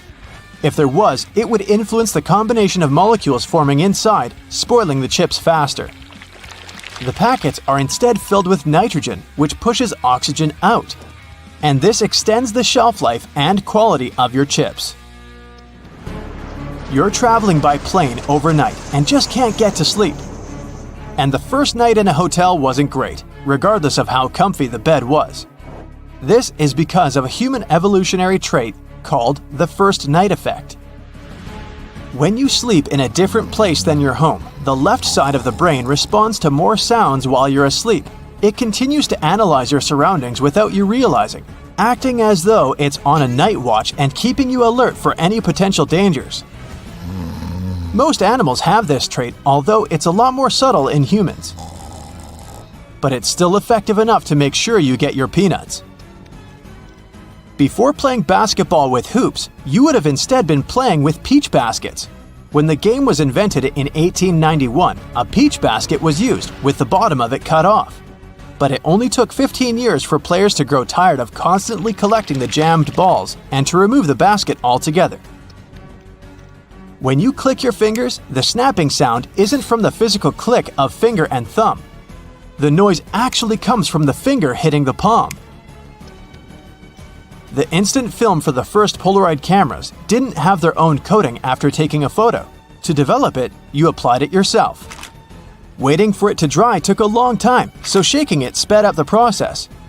Then, from the 1970s, the film provided everything required for the photo to develop, making the popular craze of shaking Polaroids pointless. Shaking the photo can cause the ink to wave or blur before drying properly, so you shouldn't actually shake it like a Polaroid picture. And just wait patiently instead. Bug spray doesn't repel all bugs, especially the worst of them all, mosquitoes. It does cover the scent of carbon dioxide, which is what attracts mosquitoes. But the spray only protects you for a short distance. Mosquitoes can also track carbon dioxide over long distances. They will continue to stalk you until they find a gap in your invisible bug shield.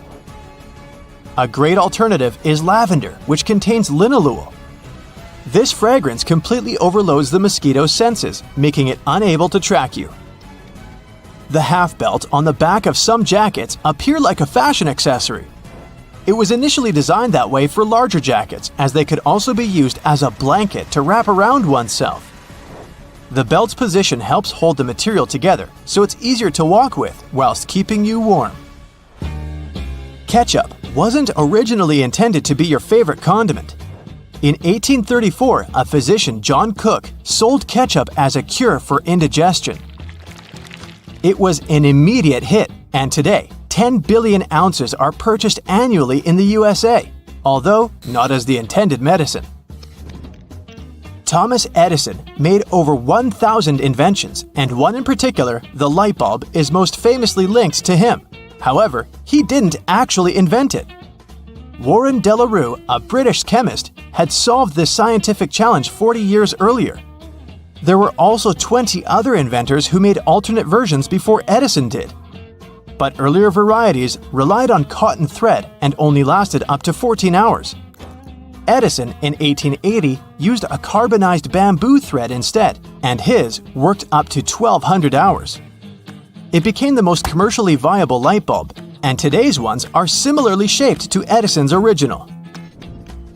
The first treadmill was used in England in 1818. It was a large wooden cylinder with a handrail, although it wasn't used to keep fit. Convicted criminals would be forced to use these for up to 10 hours per day as a punishment. The energy output potential was realized, and soon it was built to work with water pumps and grain grinders. It was so effective that it was used in all prisons throughout the country. But in 1902, it was decided that it was too harsh and stopped. And now, this cruel punishment is mainly found in gyms. During the 1940s, there was a shortage of cocoa, and it was important to find a solution to this problem. A production company found a way by mixing only a small amount of cocoa with hazelnuts and milk, and the original Nutella was created. It started out as a loaf spread, like a stick of butter. It then transformed into a creamier version inside a jar in 1951, but it wasn't until 1964 that it was given its famous name. Your passport might be a dark shade of either green, blue, or red. The darker color not only makes them appear more official, but is intended so that through its journeys, the dirt that's collected is more easily hidden. Wasabi was first used back in the 8th century. It wasn't meant as a spicy condiment as it's served with sushi today. Initially, it was used for its antimicrobial properties that help avoid the harmful reactions to fish with sushi that's a bit too old. You just spent the entire morning running errands up and down the street, and you finally stop to treat yourself to a cup of coffee. You enter the nearest coffee shop, place your order, and notice that actually you really need to use the bathroom. It's a regular-looking public one with multiple stalls. As you pick yours, the one in the middle, you get inside and your mind starts to wander. Why on earth do bathroom doors have a half-inch gap between the door and the lock? And why on earth do they have a huge gap between the door and the floor? Can we have a drum roll for this moment, please? Well, my friend, there is not only one specific reason why public bathroom doors have so many gaps in them, but rather several. Public toilets are designed to make people spend as little time there as possible. You aren't supposed to feel comfortable or at home. So the design would have to reflect this notion. Here come the gaps.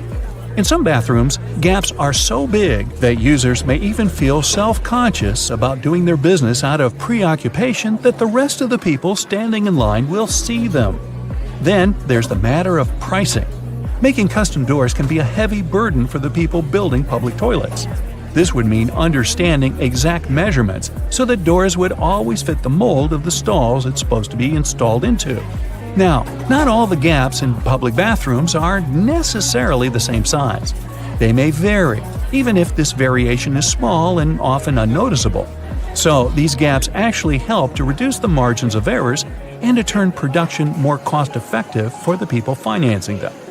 In case a door comes wider or more narrow than it should, the gap regulates the differences and allows for their installation anyway. There is also the case of air circulation. The last thing you want to do in a public bathroom is to trap odors. So you need a little space under and between the doors to allow the air to flow. Finally, the gaps are a big safety measure. It can always allow for people on the outside to see if someone inside a stall isn't feeling too okay and maybe needs some help. And what about that extra hole in the upper part of the sink? It has a name and everything, the overflow hole, and it's designed to keep the sink from flooding. So, in case someone forgets and keeps the faucet going for too long, or the sink gets clogged and water can't drain down from the main drain hole, the overflow hole comes in to save the day. Let's say it buys you a little time before you have the entire bathroom floor flooded. Have you ever noticed how satisfying closing the door of a car can be? Car manufacturers devote a great deal of time to designing these sounds. Studies have shown that they create a perceived sense of quality in the buyer. It all begins with the primary material. While older cars used to be made with heavier materials, car doors nowadays are produced with lighter tin, which can make a rather unpleasant metallic sound once you shut them closed. So car companies employ sound engineers to ensure that there is the exact amount of foam, mats, and tin in a car's composition to make the most comforting sound possible. And what about those tiny dots on the top of your car's front window? The pattern of these little black dots minimizes distractions for your eyes. This black part, also known as frit, normally gets warmer than the clear parts, which prevents the windshield from deforming. And no, the tab under your rearview mirror is not made only for the purpose of hanging fluffy dice or aromatic-pleasing air fresheners. It's actually a switch that allows you to adjust the position of the mirror depending on the time of day. Flip it one way and it's the daytime driving mode. Flip the other and you're ready to drive safely during nighttime as it tones down the glare coming from headlights of the cars behind you. Next time you head out to the supermarket, make sure to keep this in mind. In case you don't have a coin to unlock these shopping carts, there is a well-kept secret that can help you out. If you have your house keys on you, check for a rounded key head. If you happen to find one, try using it to unlock the cart. It should fit perfectly in there, replacing the need to carry coins around. Because, if we're being honest, who still has them? Elevators. If you want to ride them on your terms, and your terms only, make sure to try something out.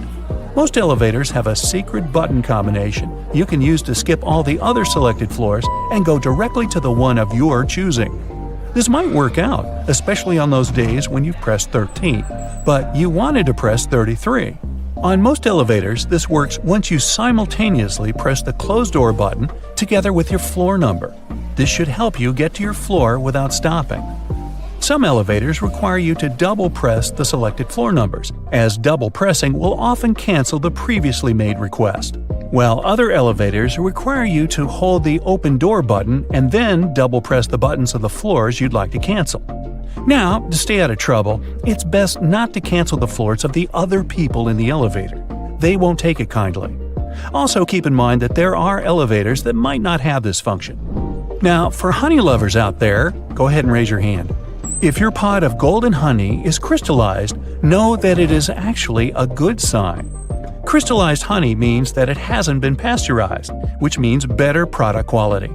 With a decrease in temperature, the natural ingredient of honey, also known as glucose, will make it crystallize. Now, try making the best of it. To add some texture to your oatmeal or toast, add a layer of crystallized honey and enjoy nature's sugar. And if you don't like crystallized honey, plop it in the microwave for a minute or two. Ah, winter and fall. You know what this means, right? Sweater weather. But there's nothing more annoying than wearing your beautiful wool sweater and itching yourself all the way through it. Actually, I can be more annoying than that, but let's talk about itchy sweaters. To keep this from happening again, here's the secret. Turn your sweater inside out and soak it in cold water. Add 2 or 3 tablespoons of vinegar and let it sit for a while. Then, drain the water. Now, while the sweater is still wet, massage a generous amount of hair conditioner into the fibers of the wool. After letting it soak in the hair conditioner for about 30 minutes, gently press the excess water out of the wool and leave it to dry flat on a towel. There you go! No more itchy sweater.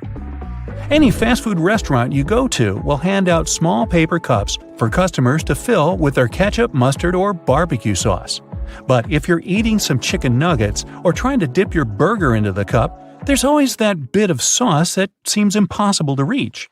Next time, try unfolding the cup. It'll turn into a small paper plate, and this way you'll get all the ketchup you poured in the first place. Padlocks used in outdoor environments should be cleaned and lubricated every 3 months.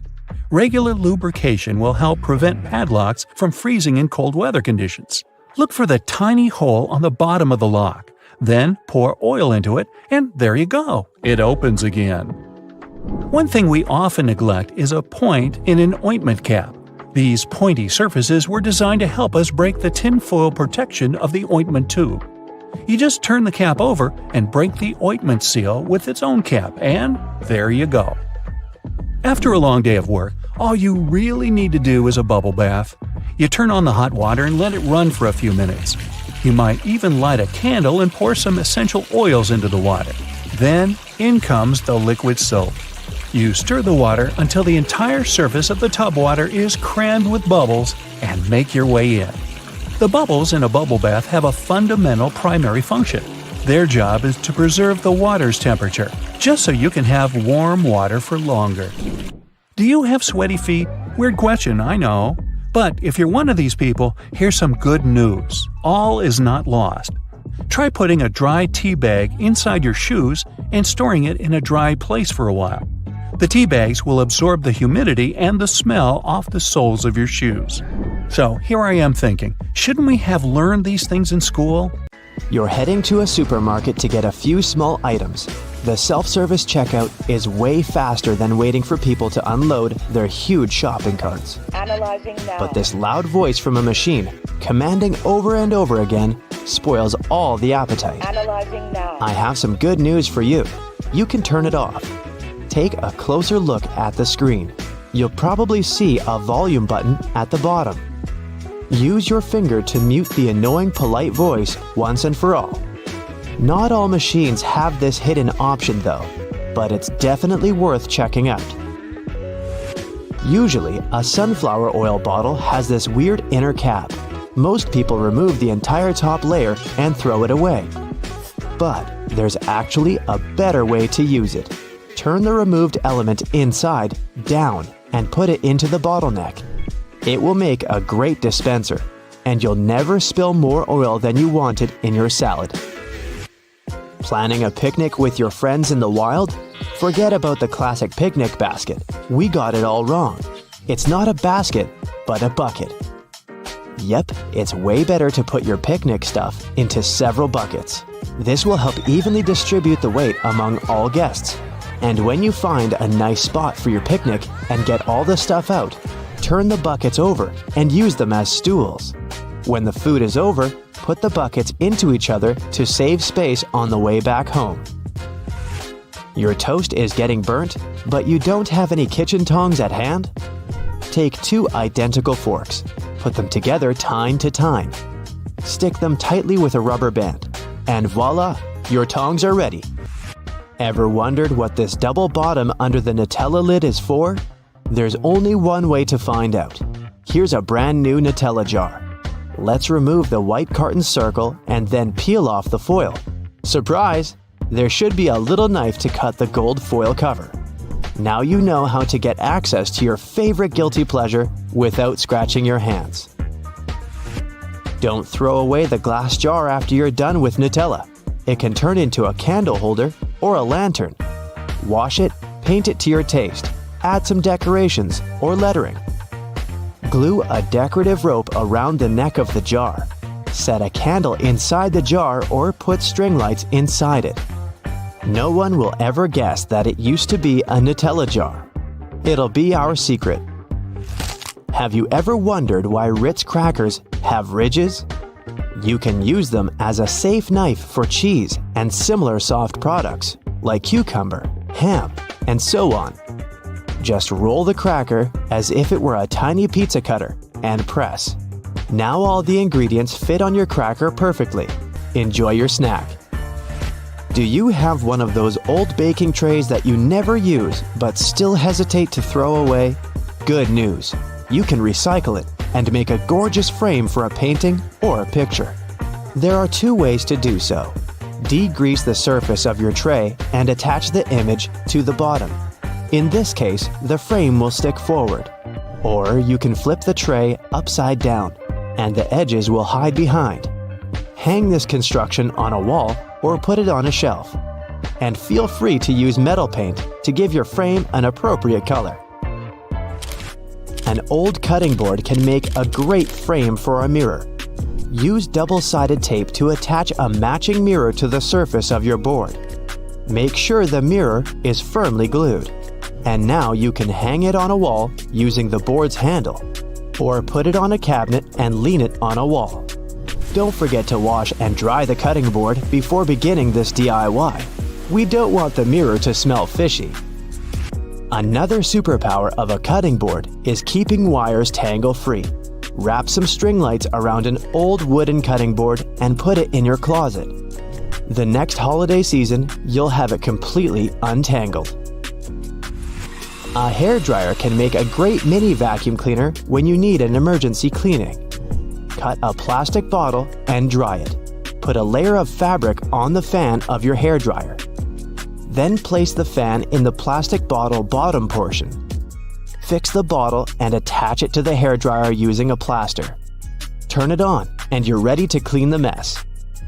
You can use a retro gas stove grate to hang your indoor plants. Attach it to the wall with screws or nails. Now you're ready to hang flower pots, string lights, and any other decor items. If the color of your stove grate doesn't match the interior, you can always fix this using spray paint. Chopsticks and wooden ice cream sticks can also turn into a beautiful panel that will decorate your interior. Glue the edges together to create a grid. You can also put together your name or any other word you want out of sticks. Then wrap the grid around with string lights and enjoy your decor. Don't throw away wrinkled kitchen foil. It can help to sparkle up your day. Crumple identical foil balls and glue them over a glass, a mirror frame, or even a book, and your life will immediately become more glamorous. If you need to sharpen your dull scissors, take aluminum foil and crunch it up into a ball. Sharpen the edges of the scissors right on that ball of foil. To speed up your ironing routine, place sheets of tinfoil under your ironing board and then put the cover back on. The tinfoil will reflect the heat. The iron will get hotter and will do the job much faster. If you struggle to organize all your jewelry and lose your favorite items from time to time, use a sponge to store it. Just make a few cuts and put your shiny little friends inside these cuts. They will sit firmly in the sponge and won't fall out or mix. You can also use a sponge to create an organizer for your jewelry. Find a cute box, cut your sponge into matching pieces, and put them inside the box. Use glue or tape to attach the sponge to the box, and enjoy your new jewelry casket. You can easily make chocolate-filled strawberries at home. Take a plastic syringe, fill it with chocolate paste, remove the leaves from a strawberry, and stick the syringe into the hole from which the sprig usually sticks out. Squeeze chocolate into the berry, and it's ready. You can use the same technique when you bake eclairs, apples, or want to leave a chocolate note on a pancake to surprise your significant other in the morning. Wooden pants hangers with metal clips can be handy when it comes to hanging curtains or a backdrop for your photo shoot. If you need to hang curtains but don't have any special hooks, attach several plant hangers along the entire length of the curtains, and then hang this construction on a ledge. An old metal tea jar serves as a mini shelf for small things in your kitchen. Apply double-sided tape to the jar and stick it to the top corner of your cabinet. New iPhone models with large screens have a convenient option called reachability. Thanks to this function, you don't have to struggle to reach the top of the screen.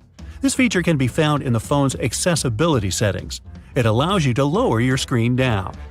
The rumble strips on the side of the road are there to wake up sleepy drivers who doze off behind the wheel. When your tires drift off onto these strips, the noise and vibration work like an alarm clock. Most kitchen shears have metal plier-like teeth in the middle. They allow you to use the device for multiple purposes. They're placed between the handle grips for you to crack nuts, crab shells, and whatnot. You can also open jars and bottles with their help.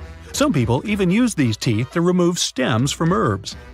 If your audio jack has 3 rings, it means your device can produce stereo sound, and your earphones have the microphone function. The black grating on a microwave oven door is called a Faraday shield. It stops microwaves from getting away. If they do, your food won't cook properly.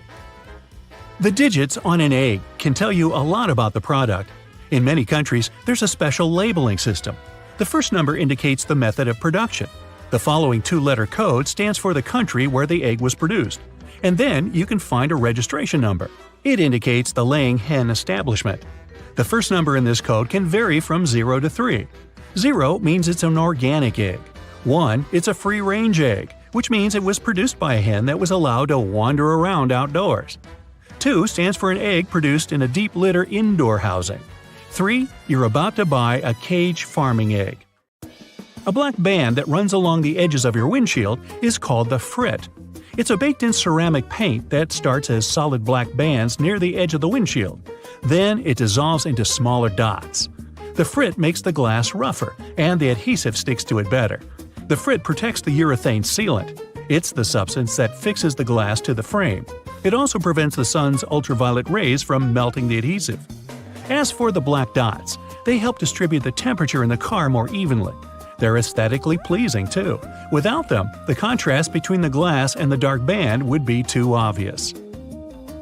If you see a pair of jeans with an extra loop, those are special jeans for cyclists. They're likely to belong to the commuter clothing line, and the loop's main purpose is to hold your bike lock. Many zipper sliders have outer rings, especially if such sliders are supposed to be used together. These rings are added so that you can connect the sliders with a lock and keep pickpockets away. Keyboards come with little legs. They were designed for you to be able to tilt your keyboard. This way you can actually see which keys you're hitting. At the same time, a flat keyboard doesn't make your wrists so tired, and people who can type without looking at the keyboard don't need those legs whatsoever. An olive spoon is usually made of stainless steel and has a small hole cut in its bowl-shaped head. The main purpose of this utensil is to lift olives, cherries, pickled garlic, and other products from liquid-filled jars, cans, or bowls. The hole in the middle allows you to drain the liquid gathering in the spoon fast and easily. What'll they think of next? Donuts are shaped like rings because, otherwise, they get overdone at the edges and remain uncooked and gooey inside. Make a hole in the center and both the outsides and the insides will be cooked at the same time. Round-shaped donuts with no holes are usually filled with custard, cream, or jelly. Such donuts don't have any corners, which means there are fewer weak spots for the filling to spurt out from. If you grab a full juice box a bit too firmly, you can get sticky liquid all over the place. To avoid such situations, flip up the tabs on the sides of the juice box. You can use them to hold your drink. Some cars have a tiny coffee cup sign on the dashboard. It's the vehicle's anti-drowsiness mechanism. Some manufacturers equip their cars with a drowsiness detection system. It analyzes the speed, wheel angle, and lane deviations, and figures out if it's time for the driver to take a break. If it is, the vehicle makes several audio signals and the coffee cup sign starts to flash. Produce stickers on fruit and veggies you get at the supermarket are full of information. If there's a 4-digit code on the sticker, the product was grown conventionally. In most cases, it also means that pesticides were used in the process. If the product is organic, its sticker has 5 digits, and the first one is 9. Genetically modified products also have a 5-digit code, but the first number is 8. Sugar used to be sold in sugar loaves. Those were tall, hard cones. At those times, to get sugar ready for tea, people had to use special hammers to break a loaf apart first. After that, they cut the sugar into smaller and more nicely shaped lumps. Only in the middle of the 19th century, people invented the first press that cut sugar into cubes. This way, the product was easier to store and transport. A little hole in the end of your wrench can provide your screwdriver with some extra torque. Just slide the end with the hole over the screwdriver. You can also use this method when the angle is awkward. While driving, when it's already dark, you might get blinded by the headlights of the car moving behind yours. If you have a manual rearview mirror, find a tab at the bottom and flip it. The mirror has a reflective material behind its glass. By flipping the tab, you change the angle of this material, dimming the lights in the mirror. Most ice cream scoopers come in different colors. It has nothing to do with aesthetics. The color indicates the size of the scoop. This way, you can easily figure out how many scoops you'll need to fill 32 ounces. Wow, a 32-ounce sundae! Sign me up! Some caps on small tubes are hollow on top and have a little spike inside. Its purpose is to break the foil sticker sealing the tube. The neck fits right in this hole, and the spike is designed to break the seal. This way, you don't need to tear the tiny foil seal off with your fingers. The letter R in a circle on the product's packaging means that the trademark is officially registered. Once it's done, the trademark's owner has the right to place this letter on all their products. They can also sue anyone who tries to use their trademark. A gas pump usually has a small metal latch or hook on its handle.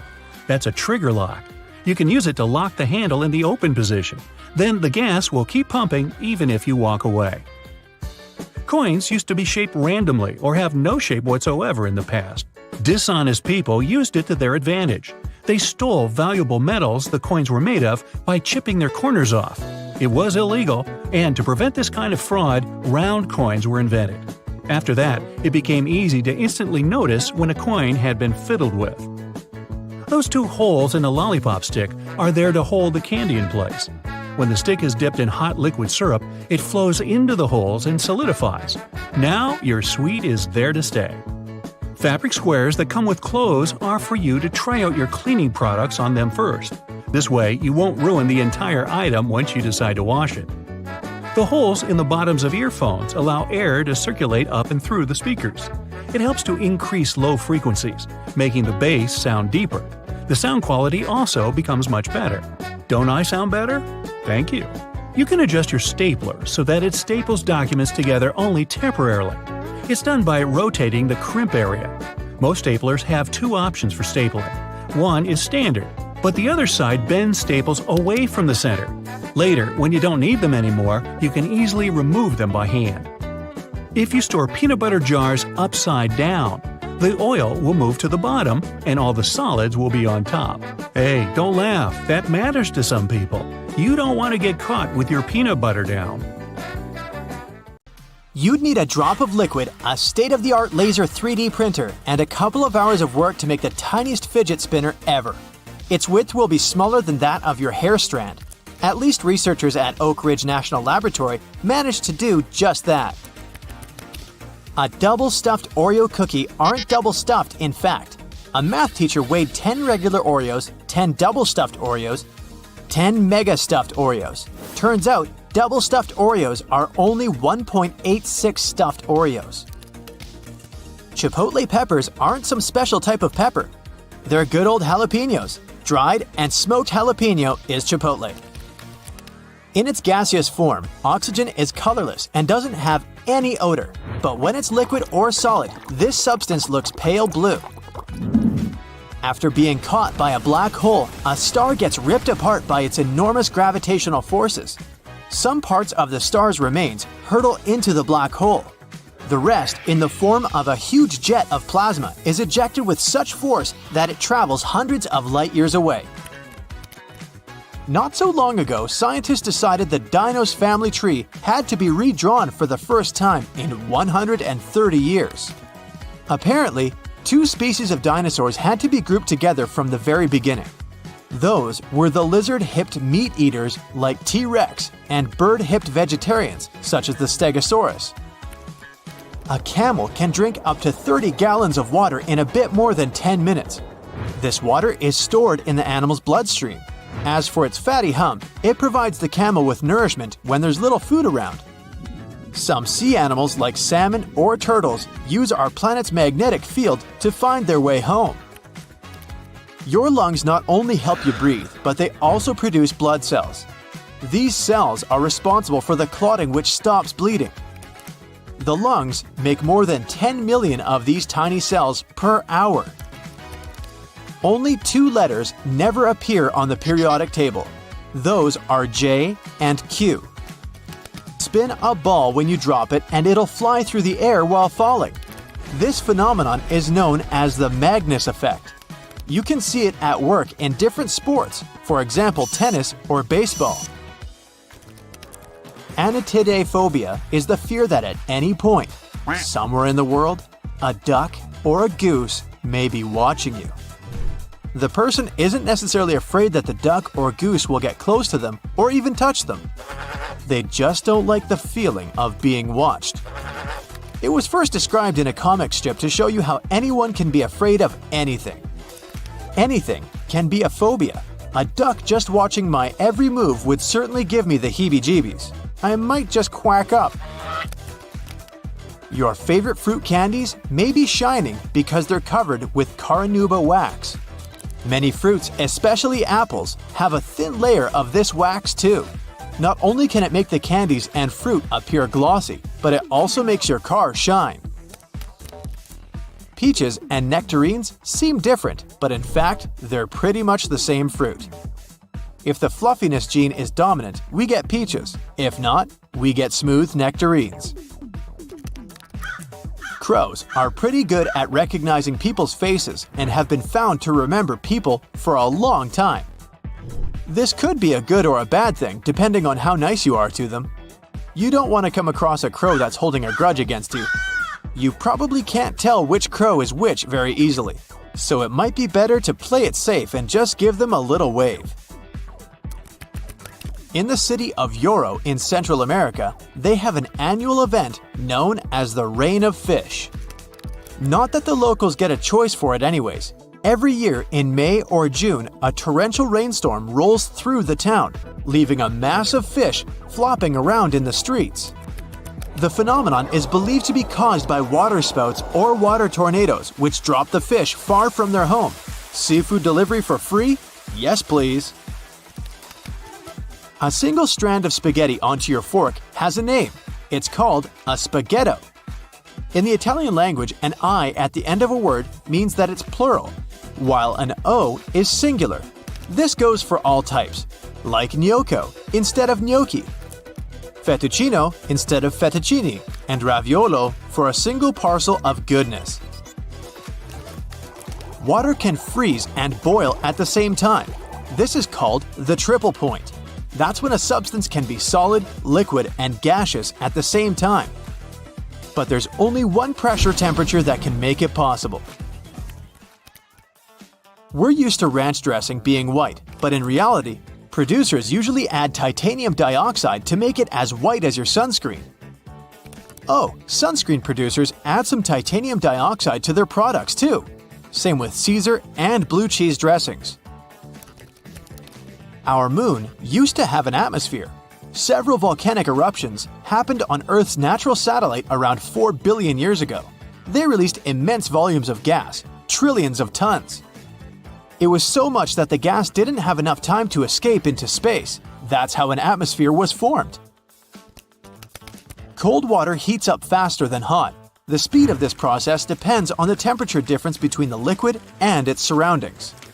That's why cold water needs less time to absorb heat, but it doesn't mean it'll boil faster than hot water. Zealandia is a drowned continent in the Pacific Ocean. It's often described as a continental fragment or a microcontinent. Its area is almost 2 million square miles, about half as big as the US. It went underwater about 23 million years ago. New Zealand is Zealandia's largest part that remains above sea level. People are still evolving. Scientists have been tracking several millions of human anomalies. It turns out some harmful genes are slowly but surely getting filtered out of human DNA. Stars look as if they're twinkling because of the turbulence in Earth's atmosphere. It makes the light from the stars move in a different direction before reaching our eyes, and this looks as if the light is shaking. It takes water 1,000 years to complete its continuous journey around the world. The whole process is known as the global ocean conveyor belt. Bismuth is a brittle, shiny white metal with a pink tinge. If you melt it and then let it cool really slowly, it'll form iridescent cubic crystals. Those Skittles and M&M candies are colored with beetles. Red food dye is made of carmine, which is made with cochineal beetles. Red lipsticks are made with these beetles too.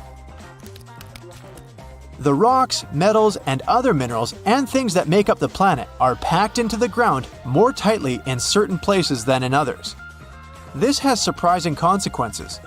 Gravity varies slightly depending on where you are. How high up you are also has an effect, so if you're at the top of Mount Everest, you'd also weigh slightly less. Don't look down. One scientist has a theory that a substance existed in ancient microbes before chlorophyll, that's the thing that makes plants green, evolved on Earth. This substance reflected sunlight as red and violet colors, which combined to make purple. If true, the young Earth may have been teeming with strange, purple-colored critters before all the green stuff appeared. Apples taste better when they're sliced because they're exposed to oxygen. It activates the enzyme called polyphenol oxidase, responsible for ripening and visible browning.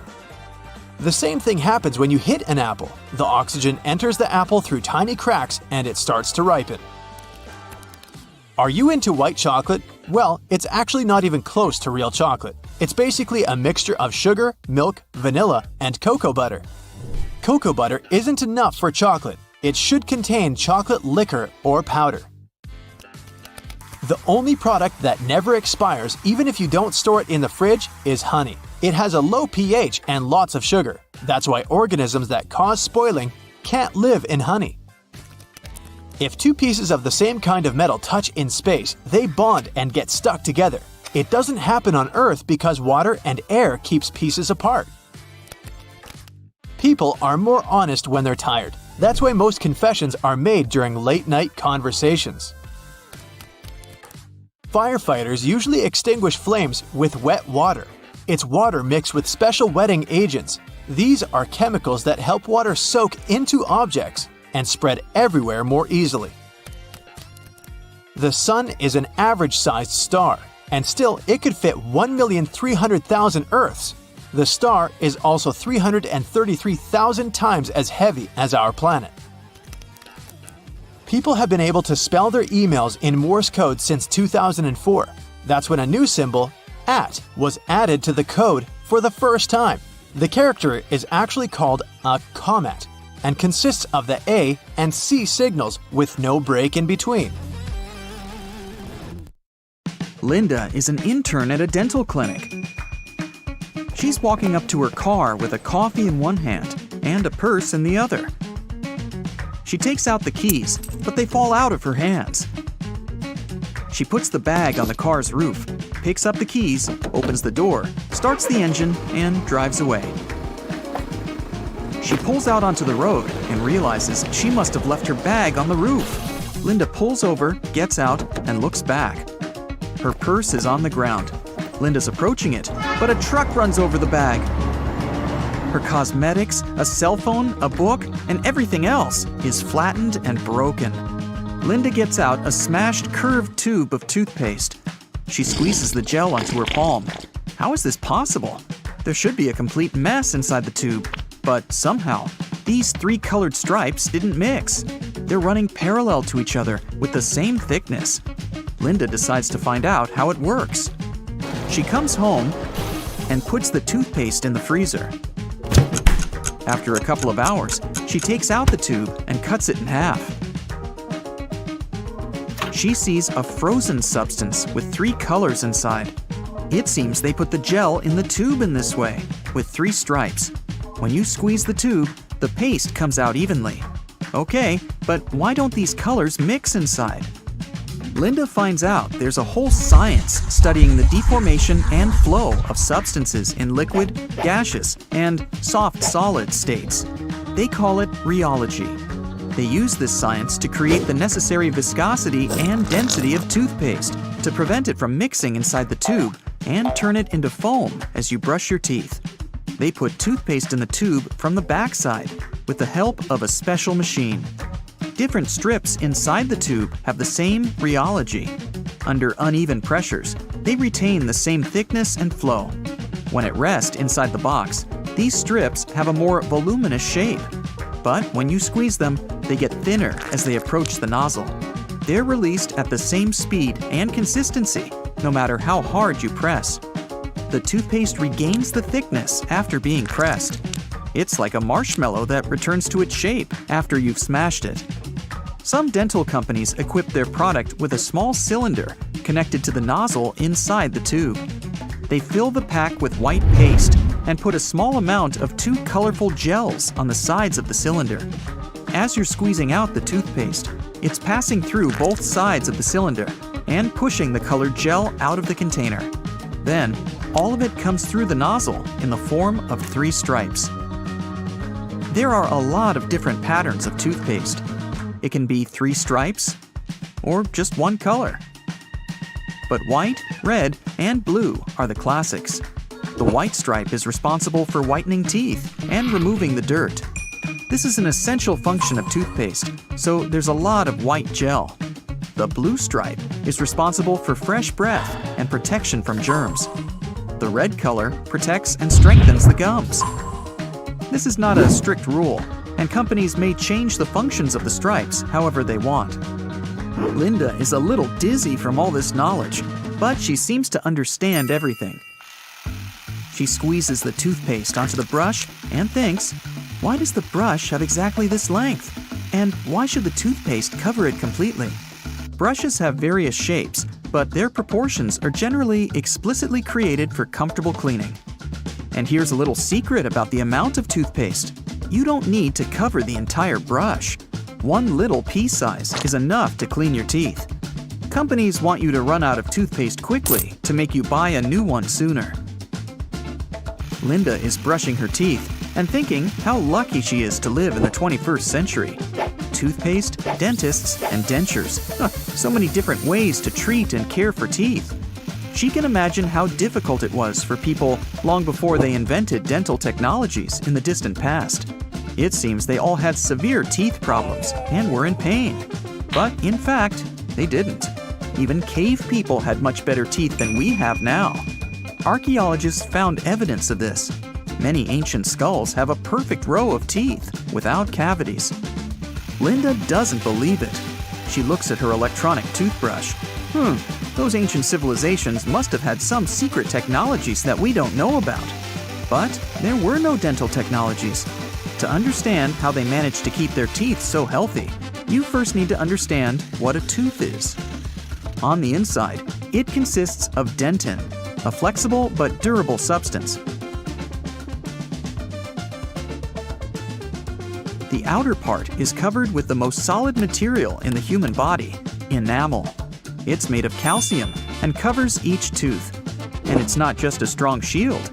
Enamel consists of hundreds of thousands of thin fibers called prisms. One prism is brittle, but a bundle of 1,000,000 can be as hard as a diamond. The prisms are closely twisted with each other, like a rope, and form an ideal tooth structure. That's why teeth are a perfect tool for survival. Imagine a cave human eating meat and vegetables. This food is different from steak and salads at a restaurant. Back then, food was quite dense and solid. To chew it, you had to have strong jaws and teeth. Every meal was a real workout. During chewing, the fibers in meats and vegetables cleaned teeth from dirt and dental plaque. People had strong gums and didn't know about cavities. Their teeth were practically invulnerable. Many years later, we began to use this excellent tool for survival to chew soft buns, hamburgers, tender pâtés, and omelets. Teeth no longer received the load they were created for. That's why they've become weak. Humanity is faced with a diet that has never existed in the entire history of our planet. Too little time had passed from the moment when people were chewing on mammoths to the instant they started ordering tender meatballs at a restaurant. In simple words, softness has taken over the strongest material in the human body. Yeah, the teeth became weaker, but then another serious problem arose: sugar. Cavities appeared when they first brought sugar to Europe. This delicacy instantly became popular. They added it to food and just ate it in cubes like candies. Sugar was considered a prestigious and expensive thing. Of course, no one knew that this product would cause tooth decay. When this problem appeared, people started to create new dental technologies. There are other destroyers besides sugar. Your mouth contains a lot of bacteria. Most of them help digest food, get rid of bad microbes, and clean teeth from plaque. But there are also harmful germs that destroy teeth structure and form cavities. In the past, when food was more natural and rugged, these microbes were not dangerous for strong teeth. Today, we eat food rich in carbs, flavorings, various additives, and sugar. We help harmful bacteria multiply, making them stronger. Your lifestyle also affects dental health. In the past, people had to get food in the fields, forests, and mountains. They mostly lived an active lifestyle and burned a lot of calories. Nobody really works like that now. Training in the gym is much easier than trying to catch a mammoth. Lack of activity provides calories. Extra calories and germs create stomach problems. Gas and acids from the intestine enter the oral cavity and destroy the teeth as well. Now, just look at these guys for comparison. Cats, lions, bears, tigers, cows, and other animals with teeth still eat the same way they did millions of years ago. And that's why they hardly ever have dental problems. Many tribes of indigenous people living far from civilization also have perfect teeth. Linda realizes that all this is true. And what do we all have to do with that? Move to a distant island and eat bananas? No worries, it's not that bad after all. Just eat less sugar, clean your teeth with a brush, and use dental floss twice a day. Visit the dentist regularly, and everything will be fine. Many shirts have 2 buttons on the cuffs, but only 1 buttonhole. So what is the second button for? Turns out you can use it whenever you're wearing a watch, so the cuff is looser. Most clothing items you buy come with a small bag of fabric or a button, or both. Buttons obviously can be used as a replacement if you lose the original ones. Pieces of fabric can be used to patch up a hole, but most importantly, it's a tester. You can use it to test different washing products on it and see what happens to the fabric. Some umbrellas have a tip at the top, and it turns out it's not just a pretty design. When going inside on a rainy day, you should just close your umbrella and tap the tip against the floor to drain the water faster and more effectively. Many backpacks have this diamond with 2 parallel cutout slits on its front, and it's there for your comfort. You can attach something to it, like a water bottle or shoes. It comes especially handy if you travel somewhere or go hiking, so you don't have to hold your stuff. Okay, the next thing is gear loops. And probably from the name of it, you already have an idea what they're there for. You can strap in some useful gear you need to have with you, like trekking poles or shovels. Some gear will need to be secured to do it. Drop the handle through the loop and rotate it upward. Then, secure it with the elastic hook at the top, and you're golden. On the back of many makeup and hygiene products, you can find this symbol with a marking, like 6M, 12M, and 24M. This is the number of months this product can serve after you open it and before you should throw it out. The 2 sides of a cotton pad are different because each of them has a particular purpose. A cotton pad has several layers to ensure that it's soft, strong, and can absorb liquids. The edge is stitched to hold it all together. The smooth side of a pad is for applying products like tonics and lotions, and the embossed side is best for cleansing and makeup removal. Also, any pack of cotton pads has those strings on the sides. They're there so you can hang the package somewhere. Then, you can open the package at the bottom where the perforated line is and take them out. Did you know that there is an efficient way to pull a thread from yarn? When you pull from the outside, the yarn rolls away, so you need to hold it. However, if you pull it from the center, it will stay together. We're all familiar with staplers, but I bet you don't know all its secrets. Most staplers have a compartment to store spare staples, which can be located either on top or at the bottom. Also, surprise! This metal plate you press staples against can be turned around. This way, the device will be able to staple your documents by turning the metal ends outwards. No need to wonder whether you need to get a smaller or bigger container. Turns out, plastic food containers have volume measurements on their bottoms, indicating how much food they can fit. Ceiling fans come with a small switch on the inside of the blade. You might not have noticed it because it's not in plain sight, so check yours out. This switch allows you to change the direction of rotation.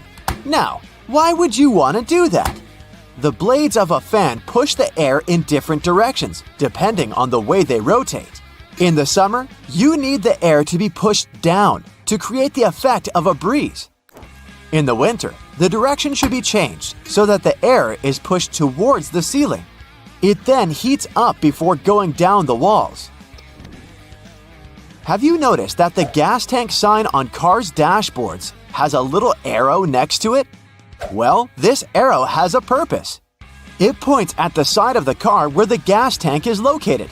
It's very useful for forgetful people who constantly wonder where their gas tank is, and also for those who drive rentals once in a while. The answer is right in front of your eyes. If you can't find the arrow on your panel, then the fuel hose on the icon indicates the side instead.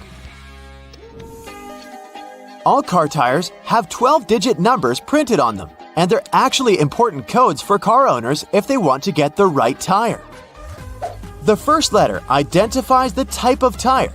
P stands for a tire for light passenger cars, and LT is for heavy vehicles. Then, the following numbers stand for the width of the tire, its radial, and its diameter. Measuring tapes have that metal stud on the end, which you can use to attach the tape to the surface you measure. This way, you don't need to hold it yourself. But there's also a small slot, which can be used to hang the tape on a nail. again to free your hands and keep measuring. The bottom of the end of the tape has a ridged edge. It will help you make a mark if you don't have a marking tool with you. On the tape, there are black diamonds that are placed every 19.2 inches. They're useful for construction workers when spacing engineering joists.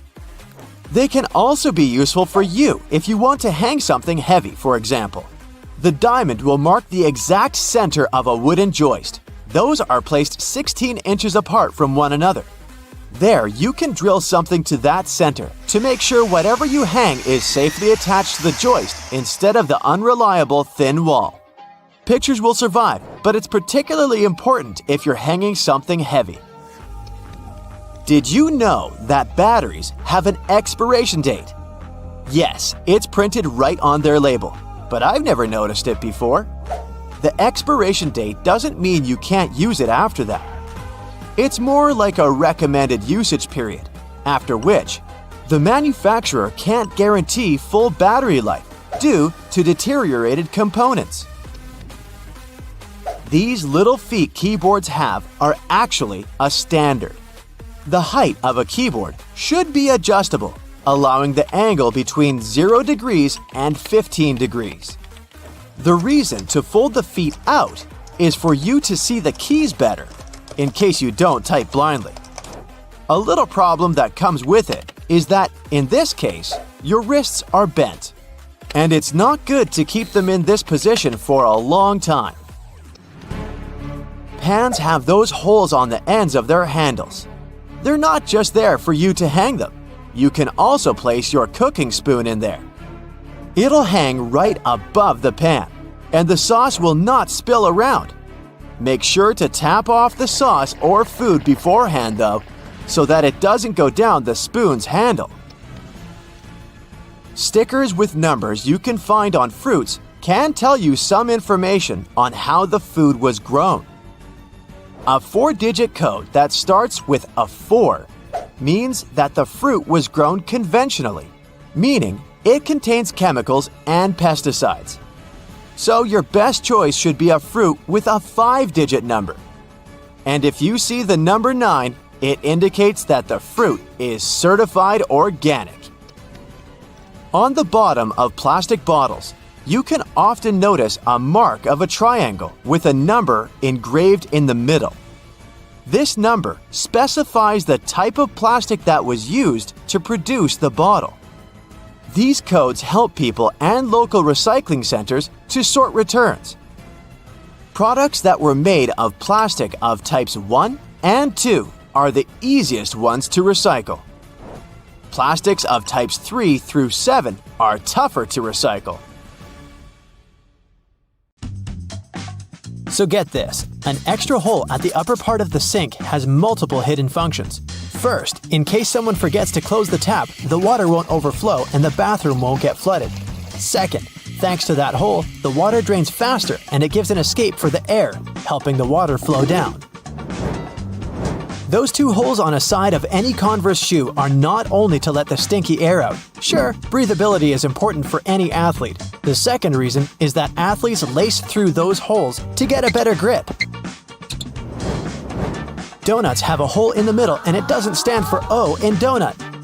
It's not designed for an easier grip either, though it can be quite convenient. It's actually made this way for mass baking so that they can cook all the way through evenly. Baby carrots are tiny and, unlike regular carrots, wet. Baby carrots aren't some special sort of carrots. They're actually made of regular carrots by cutting off the skin and outer layers and then polishing them to look that pretty. The problem is that they can't retain moisture. A regular carrot retains some water inside because of the layers that locks it in. Once they're chopped out, baby carrots can dry out easily, so they usually sell them in bags with some water inside. Toy stores are filled with Beanie Baby plush toys, and a detail that is even more iconic than their huge eyes is their tags saying TY. That's a small manufacturing company not so many people have heard of. Beanie Babies appeared in 1993 and they went insanely popular. TY is the name of the company, but it's not an abbreviation. It's the actual name of the company's founder, H. Ty Warner. Most metallic zippers have a hidden lock inside them to save you from awkward situations, such as an undone fly. Oh boy. Don't leave the zipper handle in an upward position. When you pull it downwards, it automatically locks. It's all thanks to those tiny grooves hidden underneath the handle. Almost any public toilet has a large gap between the floor and the door. The reason for such a zero privacy thing is to actually minimize the level of privacy and comfort, so that people wouldn't stay there long and there'd be no lines. It's also easier to clean, and safer if some emergency occurs. Headrests in a car are about comfort, and detachable headrests are about safety. If you pull the headrest out of a seat, you'll see two bars, which are quite sturdy. If you ever get locked or trapped in a car, you can get out of there smashing the window with these bars. Many cups and mugs have little grooves on the bottom on purpose. They're designed for dishwashing machines. The grooves let the water flow and not spill over your feet when you take the cup out. Also, those grooves let the air flow, so the cup doesn't crack even if the tea is scalding. Almost all measuring tapes have a metal tip with a small slot on the end. You can use this slot to hang the tape on a nail or a screw to make measurements without anyone's help. Sometimes this tip has a row of sharp points along the edge on one side. That comes in handy when you want to leave a mark without using a pencil. Doorknobs are usually made of brass, bronze, and some other copper alloys for a reason. They have an antibacterial effect, so they stop microbes from spreading. They get rid of a range of harmful germs pretty fast, within a couple of hours. But don't forget to wash your hands anyway. Grocery carts have loops for a reason. You don't want to put your jacket in a cart next to potatoes and onions. Hang it on a loop. This little hook-like thing is there to help you better organize the space in your cart. The carts also have a super handy grid. Whenever the cart's full, you just need to lift the grid and attach the shopping basket for extra purchases, placing it in between the horizontal bar above the wheels and the hooks the grid has. A point in an ointment cap is there for a reason too. Most tubes are usually sealed with foil, and it's better to avoid opening it with fingers unless you're ready to say goodbye to your nails. A point easily opens even the most safely sealed tube. Silica gel can often be found in different things you buy, like bags, shoes, and many others. Don't throw it away. It's meant to absorb excess moisture, so anytime your shoes are a bit wet, just throw in a packet with silica gel. People used to co-live with rats, and these guys like gnawing on everything they see in their way, including paper. Still, rats weren't able to chew more than the space left on the margins. That black grate on a microwave isn't just some fancy decoration. It's called a Faraday shield, and it prevents the rays from escaping the microwave. It also speeds up the heating, so you can enjoy yesterday's leftovers faster. It may also block phone signals, so if you're tired of numerous calls, just put the phone into a microwave. But don't turn it on. All Tic Tac containers are designed to dispense one Tic Tac every time you open it. The lid has the same shape as the candy.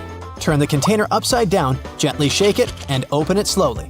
You'll notice only one candy stuck between those lid grooves. So if you just open the container and shake it until 5 or even more candies fall into your mouth, it means you've been eating Tic Tacs wrong all this time. Those little holes in the airplane windows are designed to control the cabin pressure. They also protect the windows from fogging up as the temperatures drop and rise. By the way, the airplane window is round for a reason. This way, pressure is evenly distributed so it doesn't get deformed. Blue bristles on a toothbrush are actually an indicator that it's just about time to change the brush. As the bristles get in contact with water, the blue, or whatever other, pigment fades away, so the more you use it, the duller the color becomes. A triple handle on a jerry can is there to make it easier for two people to carry it and distribute the fuel evenly. Gas cans often have a second hole that actually needs to be uncapped too before you pour the gas. The air passage will prevent it from pouring out, so no more fuel waste. Jeans first appeared in 1873. They were invented by Jacob Davis and Levi Strauss. Davis was a tailor who was producing covers and tents, and Strauss was a businessman who, among other things, was selling cloth. The first jeans were made by Davis from denim, the fabric he bought from Levi Strauss & Co. Together, they patented the design. Blue was a standard color for denim that was dyed using an indigo dye. The blue color is a tradition that is still often followed today to replicate the original look of a pair of jeans. Jeans also have metal rivets, and they've been there from the very beginning. Jacob Davis, the man who made the first pair of jeans, added copper rivets to spots where pants were more likely to rip, flies, and pockets to make them stronger. Today, they have more of a decorative purpose since they're distinctive and traditional for jeans. Another special thing about jeans is those tiny pockets they have that seemingly serve no purpose. Well, maybe it's true now, but years ago, when many cowboys were wearing jeans, the pocket was made specifically to keep a pocket watch there. Also, back then, a pair of jeans had just 4 pockets. That tiny pocket, the watch pocket, 2 big pockets in front, and just 1 pocket on the back. Many zippers have the letters YKK engraved on them. It's an abbreviation that stands for the name of the company that can be translated as Yoshida Manufacturing Shareholding Company. This Japanese company is the largest zipper manufacturer in the world, so they put their initials on all the zippers they produce. That's around half of the zippers in the world. And that's why you see their zippers more often than any other zippers. Those little white golf balls have dimples all over them. It turns out they aren't there just randomly. At first, golfers were playing with a smooth ball. With time, the ball would get all punched and damaged, but also it would start to travel way further. The reason here is aerodynamics.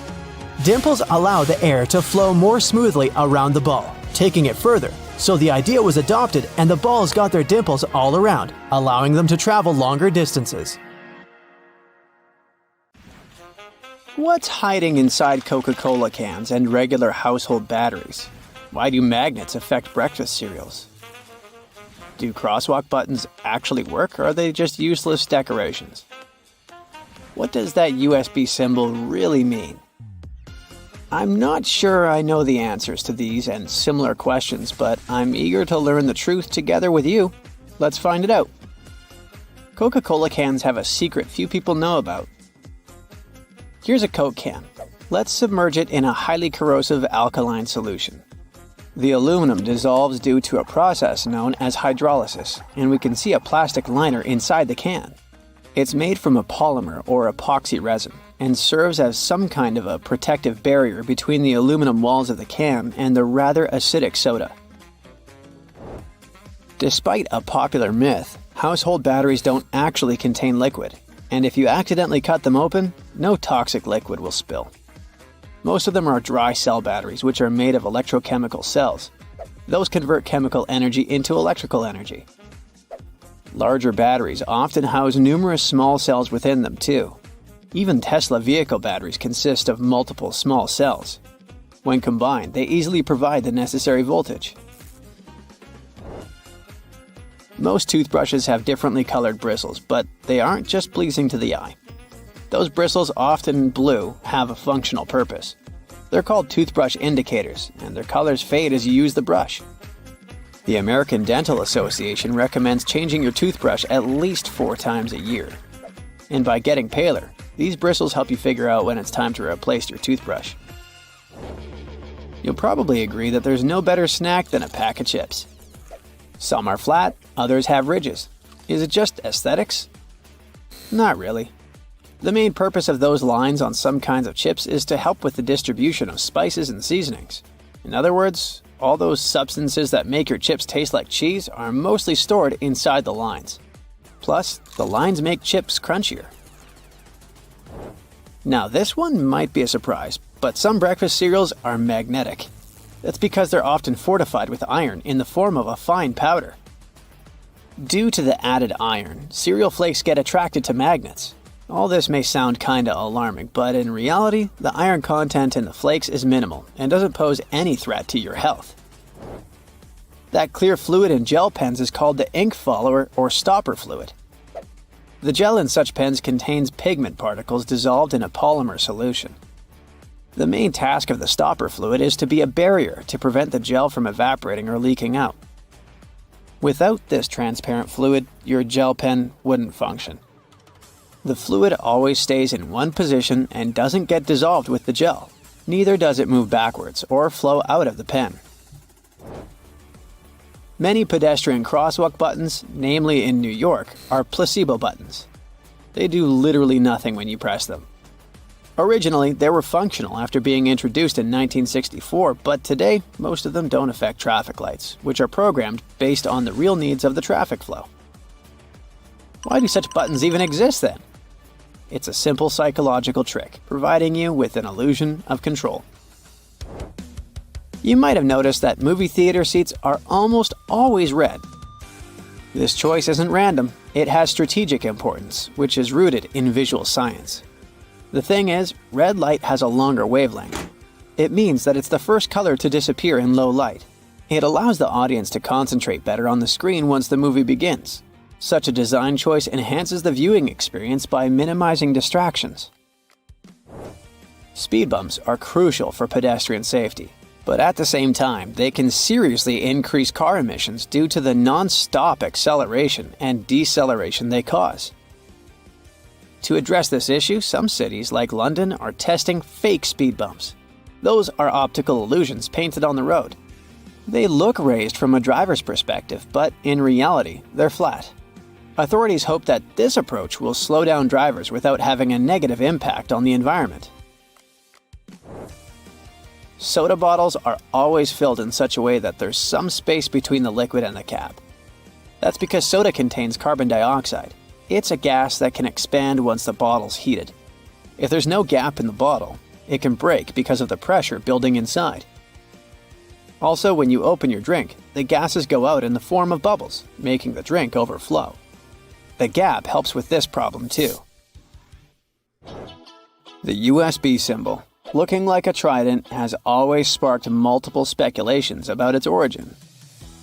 One popular idea is that it represents Neptune's trident and symbolizes power and adaptability. But there's also a little bit less exciting theory. A man who claimed to have designed the symbol in the 1980s stated that it was supposed to represent connectivity.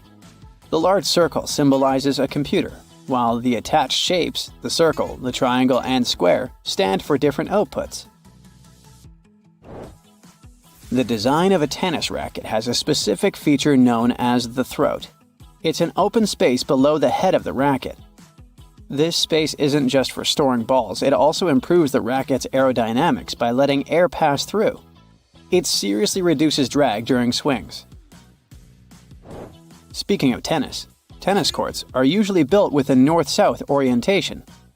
It helps minimize the impact of the sun's position during the game, ensuring that neither player has the sun directly in their eyes. Look closely at a tram's overhead lines, and you'll see that its contact wires zigzag back and forth instead of going in a straight line. That's because all trams have pantographs attached to their roofs.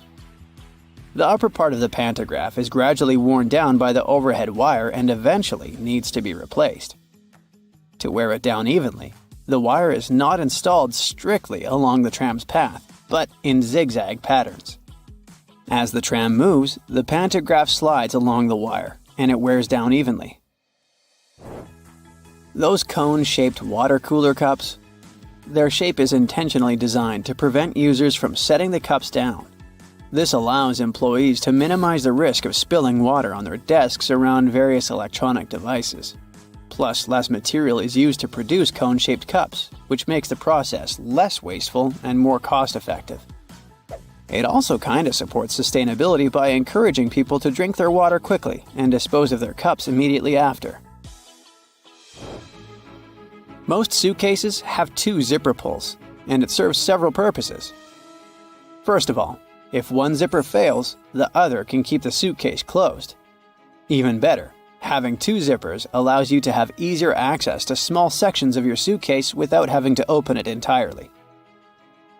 And finally, when you have 2 zippers, you can connect them with a padlock for increased security.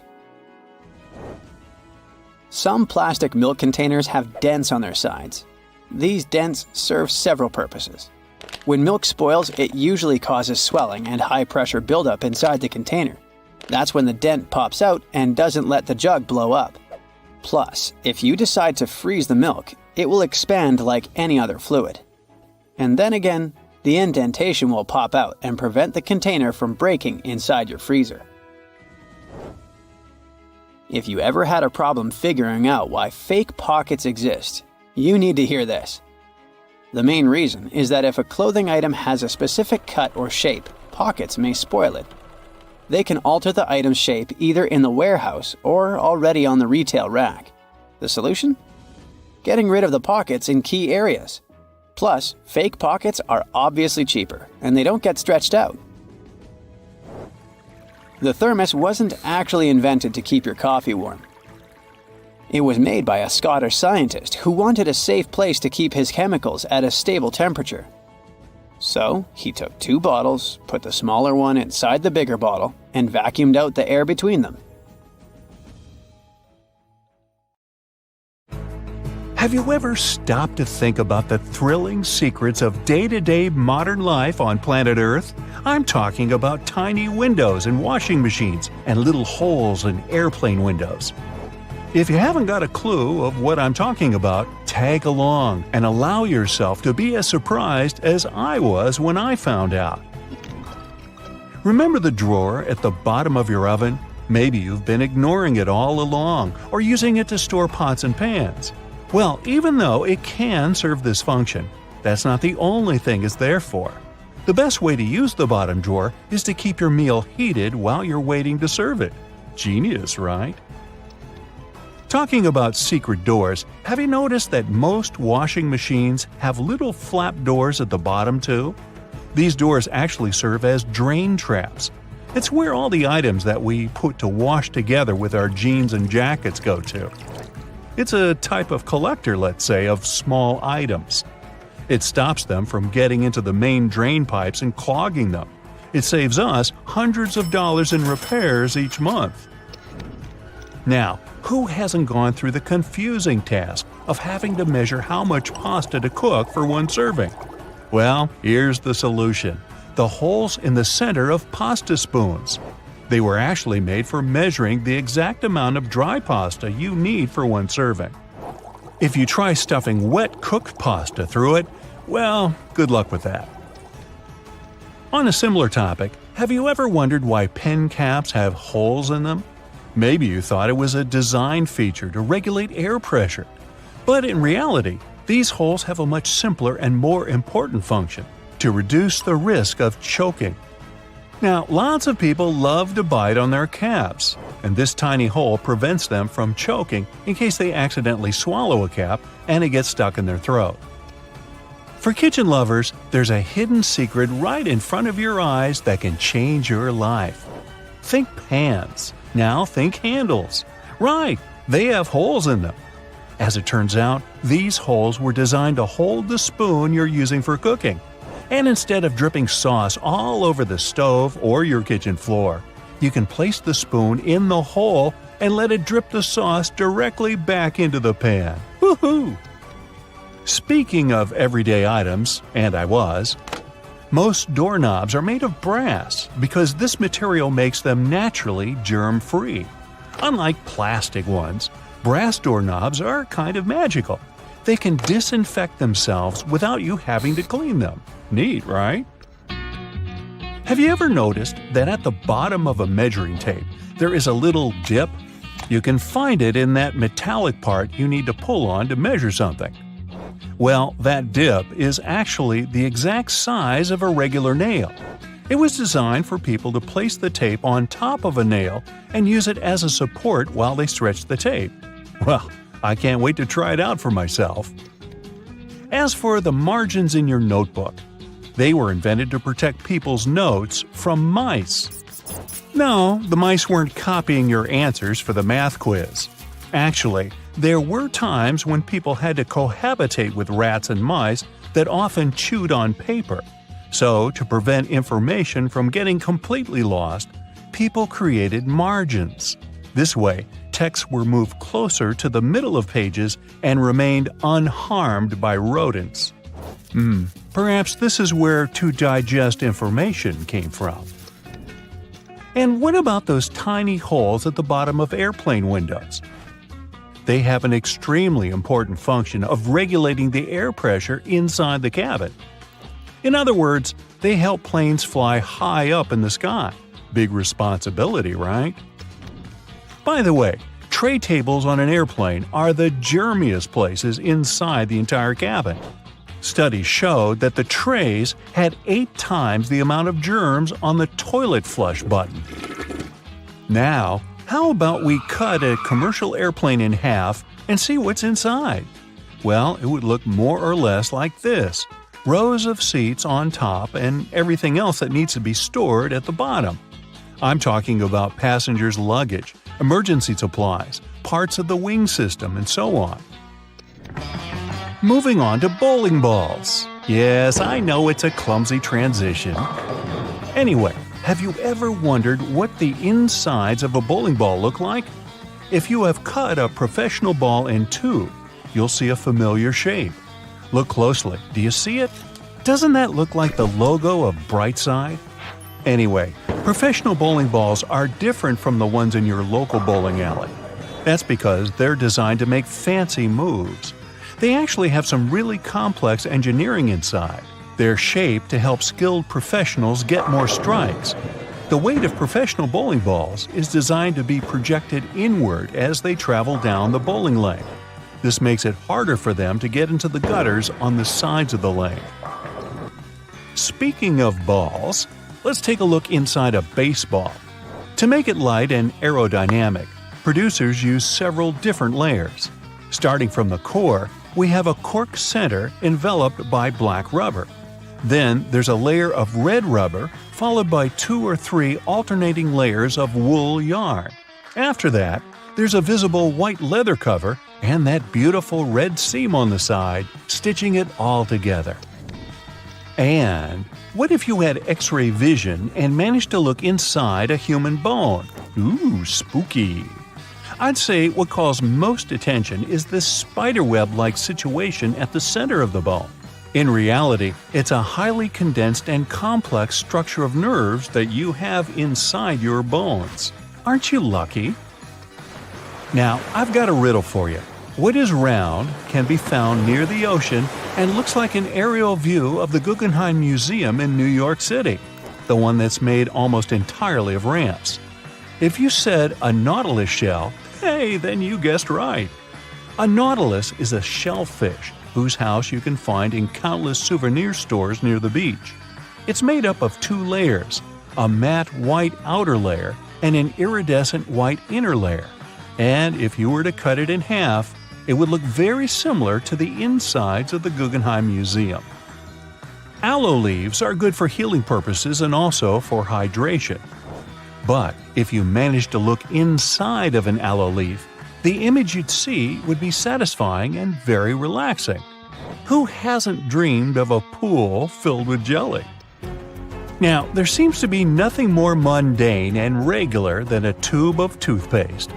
But you wouldn't think so if you cut open a tube that contains several colors. Now, there have been speculations that the insides of such a toothpaste tube might be divided by barriers so that the stripes don't mix. But if you cut it in half, you'll see that it has only one interior chamber. As it happens, there's a lot of science behind the making of striped toothpaste. According to a specialist, they have to ensure that the paste in all the stripes has the same physical properties. This way, the colors are naturally prevented from mixing with one another. That's why, if you tear a tube open, you'll see something that looks like several slices of pizza in different colors. If you open your closet, you're bound to find at least a few wooden hangers. Usually, they're made of cedar wood, which is a natural moth repellent. So, cedar hangers actually protect your clothes from moth infestation. For some people, more than others, eyeliner is an everyday must. Boy, isn't it. But did you know that back in ancient Egyptian times, both men and women used kohl eyeliners to protect their eyes from the sun's glare? Way to go for the Egyptians for figuring that out. Now, if I could just learn to walk like one. Normally, we use headrests for the purpose of, well, resting our heads, right? Well, not only. As it turns out, headrests can be easily removed from the seats and used to break car windows in case of emergencies. Now, this one is a trick very few people know about. You probably place your doormat horizontally, like most of us do. But doormats serve the purpose of absorbing dirt from the soles of your shoes before you enter your home. So, for this function to work as it's meant to, the best way to place a doormat is vertically. This way, you take more steps on the top of the doormat before entering your house. And last but not least, now I don't want to be accusatory here, but you have probably been vacuuming your house the wrong way, and I can prove it. Most people just vacuum floors and carpets in one direction or move the brush back and forth several times, thinking they've got all the dust out. But according to cleaning professionals, the best way to vacuum is in rows. First, you go forward with the brush until you arrive at the end of the row. Then, you fluff the carpet up and move back down along the same row, gathering the dust that wasn't collected in the first sweep. Talk about efficient cleaning. On the other hand, my idea of house cleaning is to sweep the room with a glance. Hey, I don't want to disturb that protective layer of dust. They make plane wings smooth to let air flow easily around their surface and reduce resistance during the flight. So why did they add these convex yellow hooks? They obviously worsen the aerodynamics. Yeah, they do, but they're also necessary for your safety. Imagine a plane making an emergency landing in the open sea. Everything's going well. The aircraft is sliding on the water. Then rescue boats sail to this place to evacuate the passengers. They leave the plane through emergency exits located above the wings. Before the door opens, the escape slide inflates. Passengers need to walk on the wing and go down the slide. But the wing surface is slippery because of water. They might fall and get hurt. To prevent this, the stewards install a rescue rope. They attach one end to the door and the other to the edge of the wing, passing it through these hooks. During the evacuation, people hold on to this cable like a railing and don't fall. They can also attach rescue boats to the wing with a rope and these hooks, so the sea won't take people far away from the plane. By the way, the plane can stay on the water for 10 minutes to 60 hours, depending on the model, weather conditions, and the pilot's skills. Both the main and emergency exits have extra handles for crew members. During an evacuation, people may panic and accidentally push the flight attendants off their feet. To avoid a fall, they hold onto these handles. A seat belt on an airplane has a slightly different purpose from that in your car. The one in the vehicle protects you from a horizontal hit. When a plane is going through turbulence, it's shaking up and down. Your waist belt keeps you from hitting the ceiling. Crew members have handcuffs for problem passengers. If someone behaves badly and interferes with the flight attendants have the right to chain them to their seats. To do this, they use police handcuffs or plastic ties. This is the maximum that can be done during the flight. Then they report a rowdy person to the airport and hand them over to the police after landing. During an emergency, oxygen masks drop automatically. They have an extra purpose you might not know about: to equalize the pressure and prevent panic.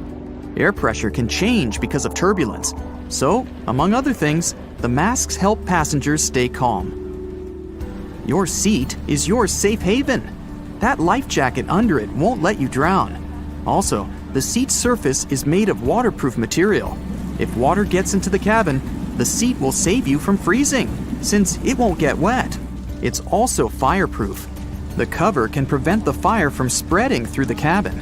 But more importantly, it can save you from the flames. Of course, you'll most likely never have to use this feature, but it's nice to feel safe, isn't it?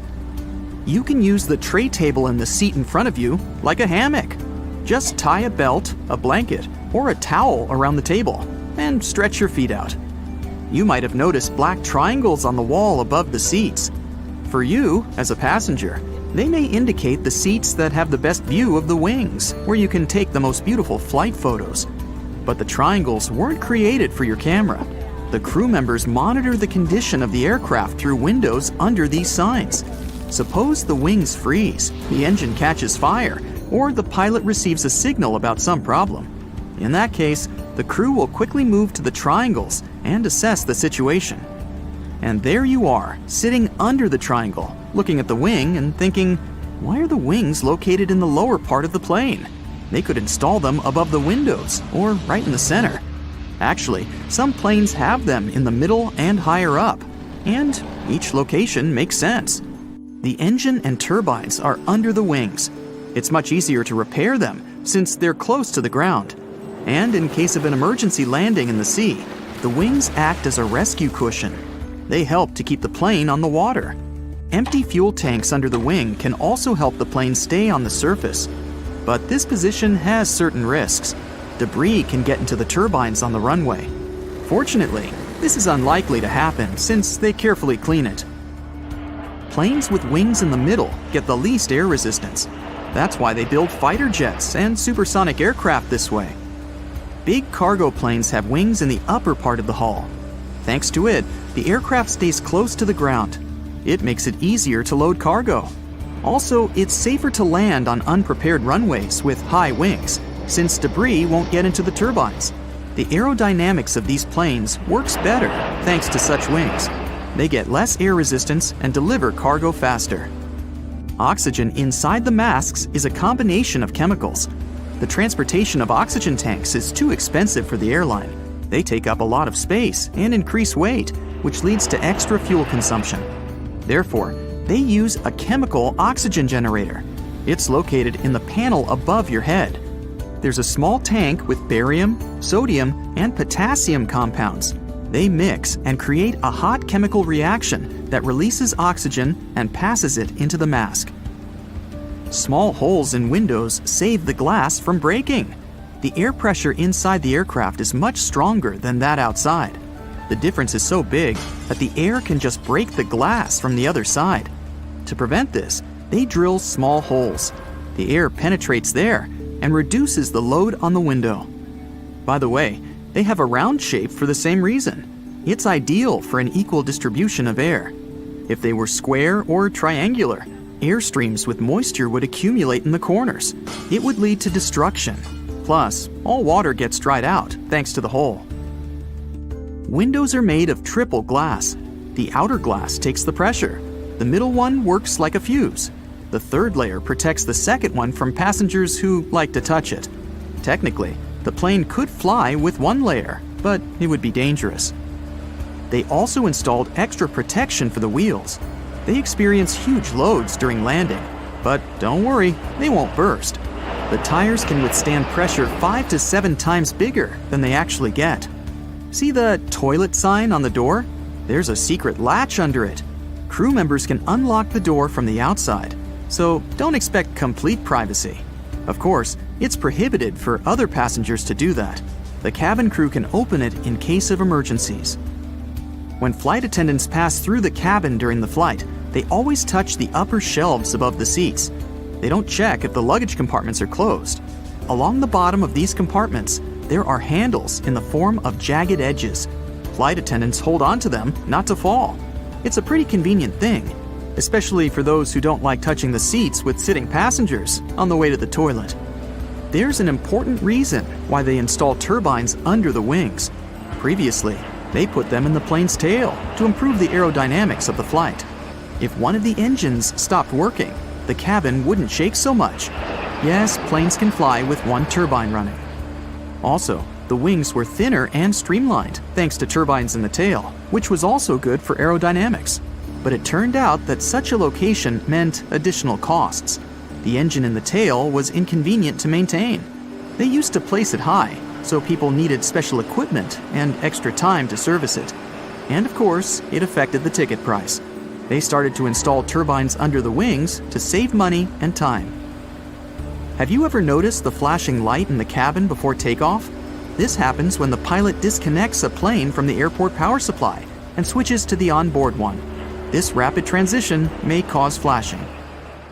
Have you ever wondered what these extra holes at the top of your running shoes are for? They're designed so that you can tie the shoes in multiple different ways. That's useful when you want to compensate for things such as a bad stride or even a damaged toe. Plus, you can change the look of your shoes the way you prefer. Many people use a dust jacket of their book as a bookmarker. No problem with that, it will save your book from bent page corners.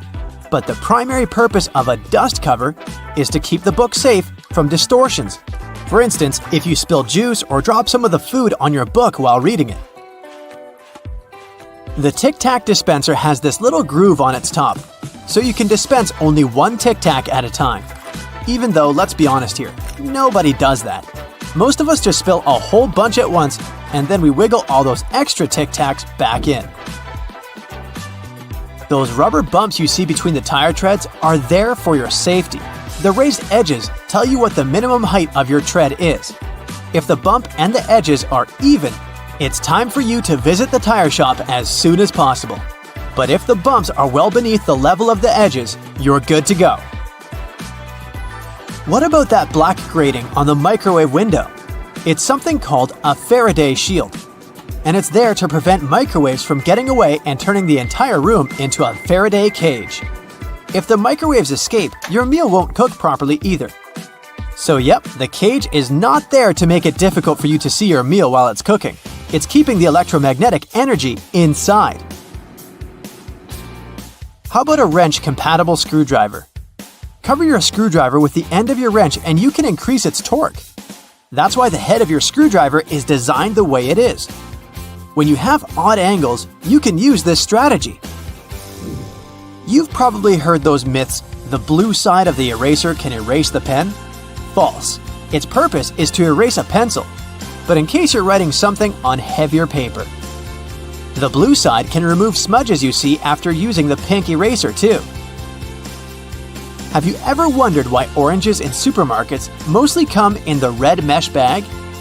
It's a trick to make this food look more orange and encourage you to make a purchase. An extra tip, don't throw away the mesh bag. Tie it up so you can have a small pot scrubber to clean your sink, kitchen, appliances, and dishes. You can see golf balls don't have a perfectly round shape. Their surface is covered with many little dimples, something golf balls didn't always have. At one point, experienced golfers started noticing how, through time, older balls with imperfections, such as nicks and bumps, could travel further. Such things create turbulence in the air around the golf ball, which eventually reduces drag. So, manufacturers started producing balls with dimples so they could go farther and faster. You might have noticed that sometimes there are ridges in toothpick tops. It's more hygienic because when you break that off, you can prop the toothpick up on it, and it won't touch anything. Another safety feature you'll find, this time in your car, is a tab on your rearview mirror. With it, you can change the position of the mirror so you don't get blinded if there's a car behind you with its high beams on. So this little tab helps you control the glare of lights coming from behind. This feature showed up in the 1930s, but in the early 1970s, it became a part of standard equipment in most trucks and cars. Do you see that tiny hole on your iPhone right next to the rear-facing camera? It's a microphone, and it's there so your phone can record sound as you turn your camera around. Some cables have a thick cylinder towards the end of the cord. It's called a ferrite core or a choke. It's a magnetic iron oxide that stops high-frequency electromagnetic interference. For example, you know that annoying static noise you get if you bring your phone too close to a speaker? This interrupts your call, which is why cable cords with big cylinders are pretty useful because they prevent these things. Do you know why nearly all luggage bags and backpacks have two zippers? It's way more convenient and easier to open in that way. But not just that. You can also lock these two zippers together to keep the stuff inside your bags safer. You know how toilets at public spots like malls have those big gaps at the bottom? It's primarily for better circulation of air. This type of door also makes it easier to clean the toilet or check if it's occupied if you're standing in line. Other than that, if you get stuck there and the lock gets broken, you still have a way to escape. You can just crawl out. Ever notice those plastic end caps on utility knives? And they also have scales on them, which indicates you may use them multiple times but with sharp edges. You can separate the blades through these plastic end caps. Then, you can move the slider and bring the sharp blade to the front. If you've ever taken a moment to examine a regular grocery cart, especially their fold-out section, you probably noticed those metal loops jutting out.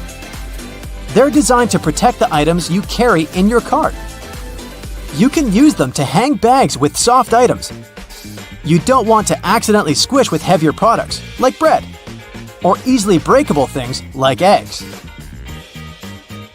Many coffee mugs come with curved notches on their bottom. When you're washing your mugs, put them against the rack at an angle in your dishwasher. This way, the water won't pool in there, so your favorite cup will be completely dry by the time you take it out of the dishwasher. If you're a McFlurry fan, you've probably noticed there's a square hole in the handle of the spoon. It's there so you can attach it to the special machine that mixes the ice cream and your favorite toppings together. The machine has a bar that slips into this square-shaped spoon and then thoroughly stirs it. And you get the spoon so they can minimize the mess during the process. Quite neat, wouldn't you say? A regular milk jug has a dent on one side. Some might see it as a random design decision, but a dent has several purposes. One of them is to get bigger if there's a gas buildup. This happens when your milk is spoiled. So you don't even have to try to check this out. Also, the dent is there so the jug doesn't burst if you accidentally drop it. The dent allows the expansion space that deals with the sudden pressure that happens when you drop the jug. Dental floss. Sure, it's important for your dental health, and it's easy to assume what you do with it. But dental floss is great in the kitchen as well, because it's a very precise cake slicer, way better than a regular knife. Most kitchen shears have a serrated opening right there at the center where the blades and handles meet. It's something you can use to trim difficult herbs such as rosemary, thyme, or chives. Because of this opening, you don't need to pick the leaves off by hand, but de-stem them in one motion. The majority of gelatin containers or single-serving yogurts come with a tinfoil lid, and in most cases, you can use this covering as a disposable spoon. Just peel away the covering, and after a couple of simple folds, you'll have a perfect little spoon for your midday snack. Some pieces of clothing come with a small patch of fabric with a button on it. While it's quite obvious how to use the button, the fabric's purpose isn't so apparent. It's not there to patch holes. You're supposed to test your cleaning products on it. Then, if something goes wrong, you won't ruin the whole garment.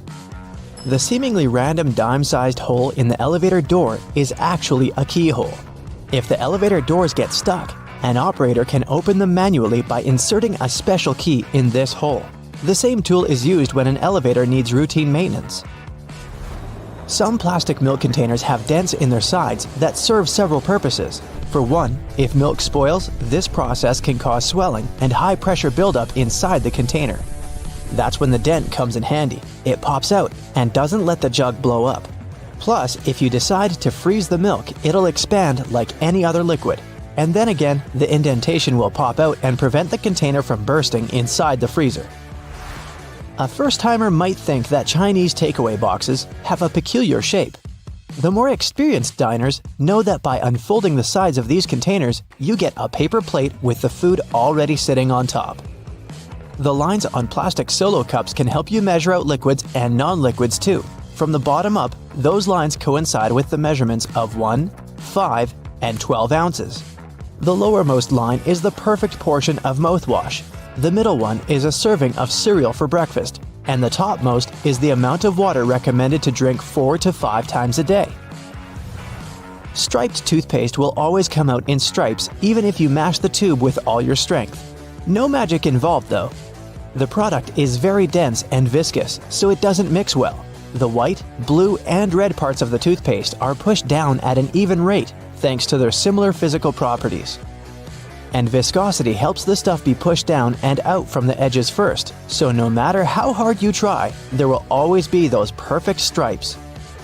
Not every iPhone owner pays attention to an almost unnoticeable little hole between the camera and the flash. It's the gadget's second microphone. Its role is to block outside noises when you're filming a video. This microphone also makes the sound clearer. Use it when you're on the phone in a noisy place.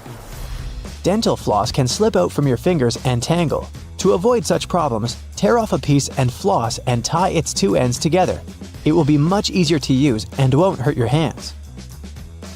Most frying pans have holes in their handles. You can use it to hang the thing on a hook on the wall, but that's not its original purpose.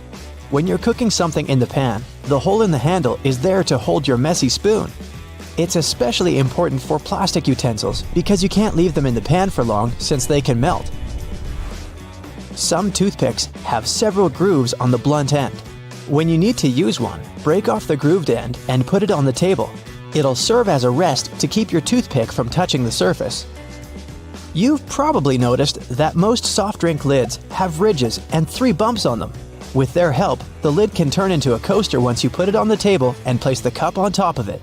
No more spillage. Bath foam isn't only for fun or a nice smell. It also helps regulate the temperature. The bubbles keep the water hot so you can enjoy a bath a bit longer. Anyway, it works for acrylic bathtubs only. Those made of metal lose heat really fast either way. Almost all measuring tapes have a metal tip with a small slot on the end. You can use this slot to hang the tape on a nail or a screw to make measurements without anyone's help. Sometimes this tip has a row of sharp points along the edge on one side. That comes in handy when you want to leave a mark without using a pencil. A pack of cotton pads has those strings on it so we could hang it on some hook or holder. And no, there's no need to untighten and tighten the pack again. Look at the bottom of the pack. It has a perforated line. Tear along that, and now you're good to pull out a cotton pad. A triple handle on a jerry can is there to make it easier for 2 people to carry it and distribute the fuel evenly. Gas cans often have a second hole that actually needs to be uncapped too before you pour the gas. The air passage will prevent it from pouring out. Lemons get juicier if you warm them up a little bit in the microwave. The heat softens the frozen membranes so the juice can flow out freely. More lemonade for you. When you buy some grated cheese, get ready for a surprise. If the package says it contains cellulose, it means that the cheese does contain wood pulp. Don't worry, it's digestible. It's added to prevent the product from clumping. The expiration date on mineral water isn't about water going bad. Actually, no water can spoil, but the bottle can. Over time, it starts leaking some chemicals that aren't quite safe. The spike in the cap of a tube of ointment or cream is there so you can puncture the tiny foil seal. No need to grab a toothpick or try to use your fingernails to peel it off. Post-it notes are supposed to be peeled off from the side, like you're turning the page in a book. Most of us tear them from the bottom, and that just creates a crease and makes the whole note less sticky. To prevent water from boiling over, just lay a wooden spoon across the rim of the pot. It only works for a little while though. If the spoon's surface gets heated up to the boiling point, the bubbles will just foam up and around it. That's why metal spoons won't do. They heat up too quickly. Some erasers have 2 colors and textures, not for pen ink versus pencil lead, but for different types of paper. You're supposed to use the blue side to remove pencil marks from heavy grades of paper. Most people use bobby pins upside down. The zigzagged part goes closer to your scalp. The texture keeps the hair and pin in place much better. And give your pins a spritz of hairspray before putting them in. They'll grip better. Ever noticed the tiny second hole in the lid of your coffee travel mug or to-go cup? It's there to control how smoothly the liquid flows out from the drink hole. Without it, the hot stuff would just glug out at you like milk from a jug. It also lets the steam escape so the high temperature and built-up pressure don't melt the lid or send it shooting off. Apples you buy at the supermarket were likely picked between August and November. After that, they were covered in wax, hot air dried, and stored in cool places. It takes the fruit 6 to 12 months to make it to fresh produce shelves. Sometimes you need to get away from your computer but don't want to keep logging back in. Put your mouse over the top of an analog watch. The mouse will perceive the ticking second hand's movement, and this will prevent your computer screen from turning black. When using a blender, pour the liquids in it first. Only after adding your milk, coconut water, or yogurt, put the berries, fruit, or spinach inside. Thanks to the holes in the bottoms of earphones, air can circulate up and down through the speakers. It results in increased low frequencies. This makes the bass sound deeper and improves the overall sound quality. You can use metal loops on the sides of a grocery cart to organize the space in your cart better. Hang your jacket on such a loop or put a bag of delicate items there, like eggs or bread. This way your jacket won't get wrinkled and eggs won't get squished. The black lines on a basketball make the game easier to play. They're actually grooves helping you handle the ball. And since the players need to move around the court while dribbling or bouncing the ball, control is crucial. The black lines allow you to grip the ball better. You can also easily steer it in any direction once it's in your hand. If the basketball was smooth, you wouldn't be able to do it. By the way, pebbled dots that cover the outside of the ball serve the same purpose. The drawer at the bottom of your stove is there to keep your dishes warm when you cook large amounts of food. When one dish is in the oven, the already prepared ones are kept warm in the drawer below. You've probably noticed that train and bus seats are covered in fabrics with weird patterns. Have any idea why? Well, they use these patterns to cover any germs and stains on the seats. The brighter the color and the more patterned it is, the harder it will be for passengers to notice any stains and get grossed out. Also, the patterns are usually so ugly that no one even wants to look at them for long enough to spot any stains. So yeah, the pattern is there to make you look away. And if you look, to make it less noticeable. No bus will ever have plain white seats, that's a guarantee. Just a few more bus-related questions to answer. Like, why don't buses have seatbelts? Buses are overall way safer than cars because they were designed this way. The idea behind this is called compartmentalization, meaning that the seats have high backs that absorb energy. The seats are also placed close to one another, so there's less space to move in case of an impact. Also, on a bus, the passengers sit pretty high off the ground, and in case of a collision, the force is absorbed by the bus's deck and not by the people inside. On top of that, a bus is way heavier than most other vehicles, and even if there is a collision, it distributes the force way differently than a regular car. Due to its weight, a lot of force is absorbed, and bus passengers don't experience much crush force. So, small and light buses that can't distribute the force as well actually do require seatbelts. And we have to remember that buses drive slowly, which minimizes the risk of an accident overall. We all know that school buses are yellow, but why? It's for visibility reasons. Yellow is one of the most easily recognized colors, and for a human eye, yellow is even more visible than, say, red. So, school buses are yellow to make them more distinctive. Also, yellow is visible in the dark, in fog, and on a rainy day. Actually, the color of the bus isn't really a true yellow. It also has a hint of orange. This shade even has an official name, National School Bus Glossy Yellow. By the way, taxicabs are yellow for the same reason, to be more visible in any weather conditions.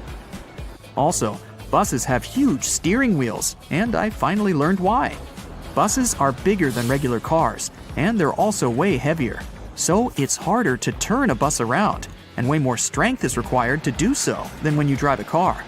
A bigger steering wheel that has a bigger radius allows the driver to turn the vehicle more easily, and it requires less force than if the wheel were smaller. Trucks have big steering wheels for the same reason. But have you seen those stuffed toys that some trucks have attached in front of them? Turns out, it's just a way for truck drivers to customize their vehicles. It's like a mascot that speaks about the truck or the driver. It's also a way to communicate to the world that the truck driver isn't all scary and tough, but a soft and harmless person that you shouldn't be afraid of. At least, that's how some truck drivers explain it. In Asia, there's also a belief that road accidents are caused by ghosts, and hanging toys are a way to distract the ghosts from causing harm to the truck. Ever been on a road trip? If you're not the driver, all you have to do is just sit in one place and do basically nothing for hours. Doesn't sound like a hard task, but some people find it terribly exhausting. And because of this, they resent road trips. Why do they get so tired? Well, sitting in a car isn't like sitting in a chair. The brain doesn't relax. Instead, it controls everything that's going on, accounting for movements and making sure that you maintain the right posture.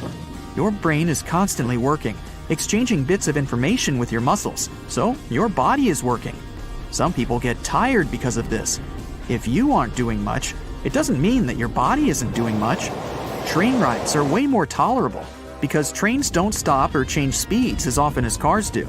So the body is more relaxed, and train trips are way more tolerable for people who aren't fans of road trips.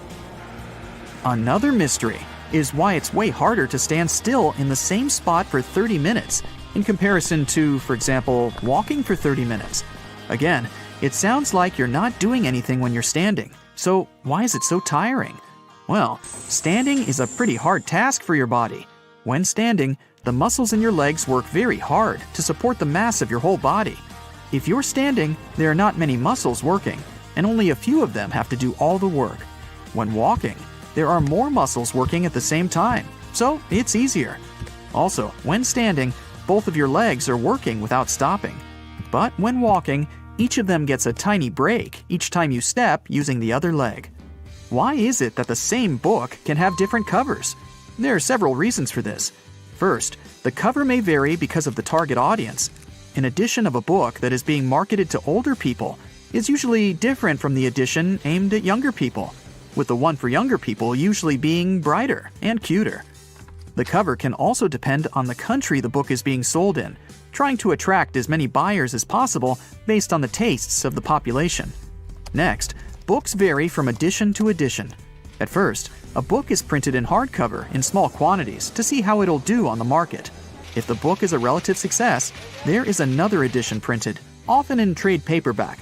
The design of the cover is usually updated with every edition. Also, if a book has a movie based on it, there is usually another edition that follows. This edition will take advantage of the movie and use a movie scene as the cover, making it recognizable for people who saw and liked the movie, and encouraging them to buy a copy of the book. Most books are printed on yellowish paper, and few have plain white pages. But why is that? Unless it's a mass-market paperback edition, with paper that's the same quality as a newspaper, meaning bad. It's done with good quality paper. Don't let the yellow hue confuse you. It's usually called cream, and it's a preference for any book because it's less tiring on the reader's eyes. The plain white paper is bleached, and it reflects a lot of light, so it can be exhausting to read for a long time. So, that yellowish paper is the best paper, and publishers regularly use it. Another thing about books is those blank pages they often have at the very end. Their number depends on the number of pages in the book. The thing is that books are printed in signature. A signature is a group of pages that printers fold together and cut to make a book. A signature can have a different number of book pages, with the minimum being 4, and then with other numbers divisible by 4. So, a book that is 300 pages long in total will fit in perfectly, and there will be no blank pages left. But if a book needs 303 pages, it'll need an additional signature, and the extra pages will remain blank, often marked with the word notes or with the message, "This page is intentionally left blank," to let the reader know that there's no important information missing. Ever wondered why most doctors have sloppy handwriting? No, there's no class in medical colleges on bad handwriting. The reason why it's so common is that doctors are always in a rush, and they write as fast as possible to keep their momentum, so there's no time to care about writing nicely. Also, keep in mind that you're not the only person who they write a prescription for over the course of a day. Doctors do a lot of paperwork, working for 10 hours straight, and they're just too tired most of the time to give you a properly written note. Have you noticed that most songs, in general, last somewhere between 3 and 4 minutes? Well, originally, songs were being played on a phonograph record player from a vinyl record, which was spinning at 78 revolutions per minute. So, the size of the vinyl record basically determined the length of the song. There were 2 basic record sizes, a 10-inch one, which had room for about 3 minutes of playtime, and a 12-inch, which could fit a 4-minute song. So, at the beginning of the 20th century, if an artist wanted their song played, they couldn't make it longer than that if they wanted to be able to sell a record. Times have changed, but still, most songs are about 3 to 4 minutes long. The initial reason for sticking to this pattern was also because of radio. If a song was too long, it would either get cut in half or some parts would be left off to make it fit into the 3 to 5 minute radio standard. If an artist wanted the song on the radio, and if they wanted to earn money from it, they'd do their best to make a song that fits the standard, so that the whole piece could be played without alterations. Today, even if there are longer songs, a 3 to 4 minute song is now a tradition that artists typically stick to.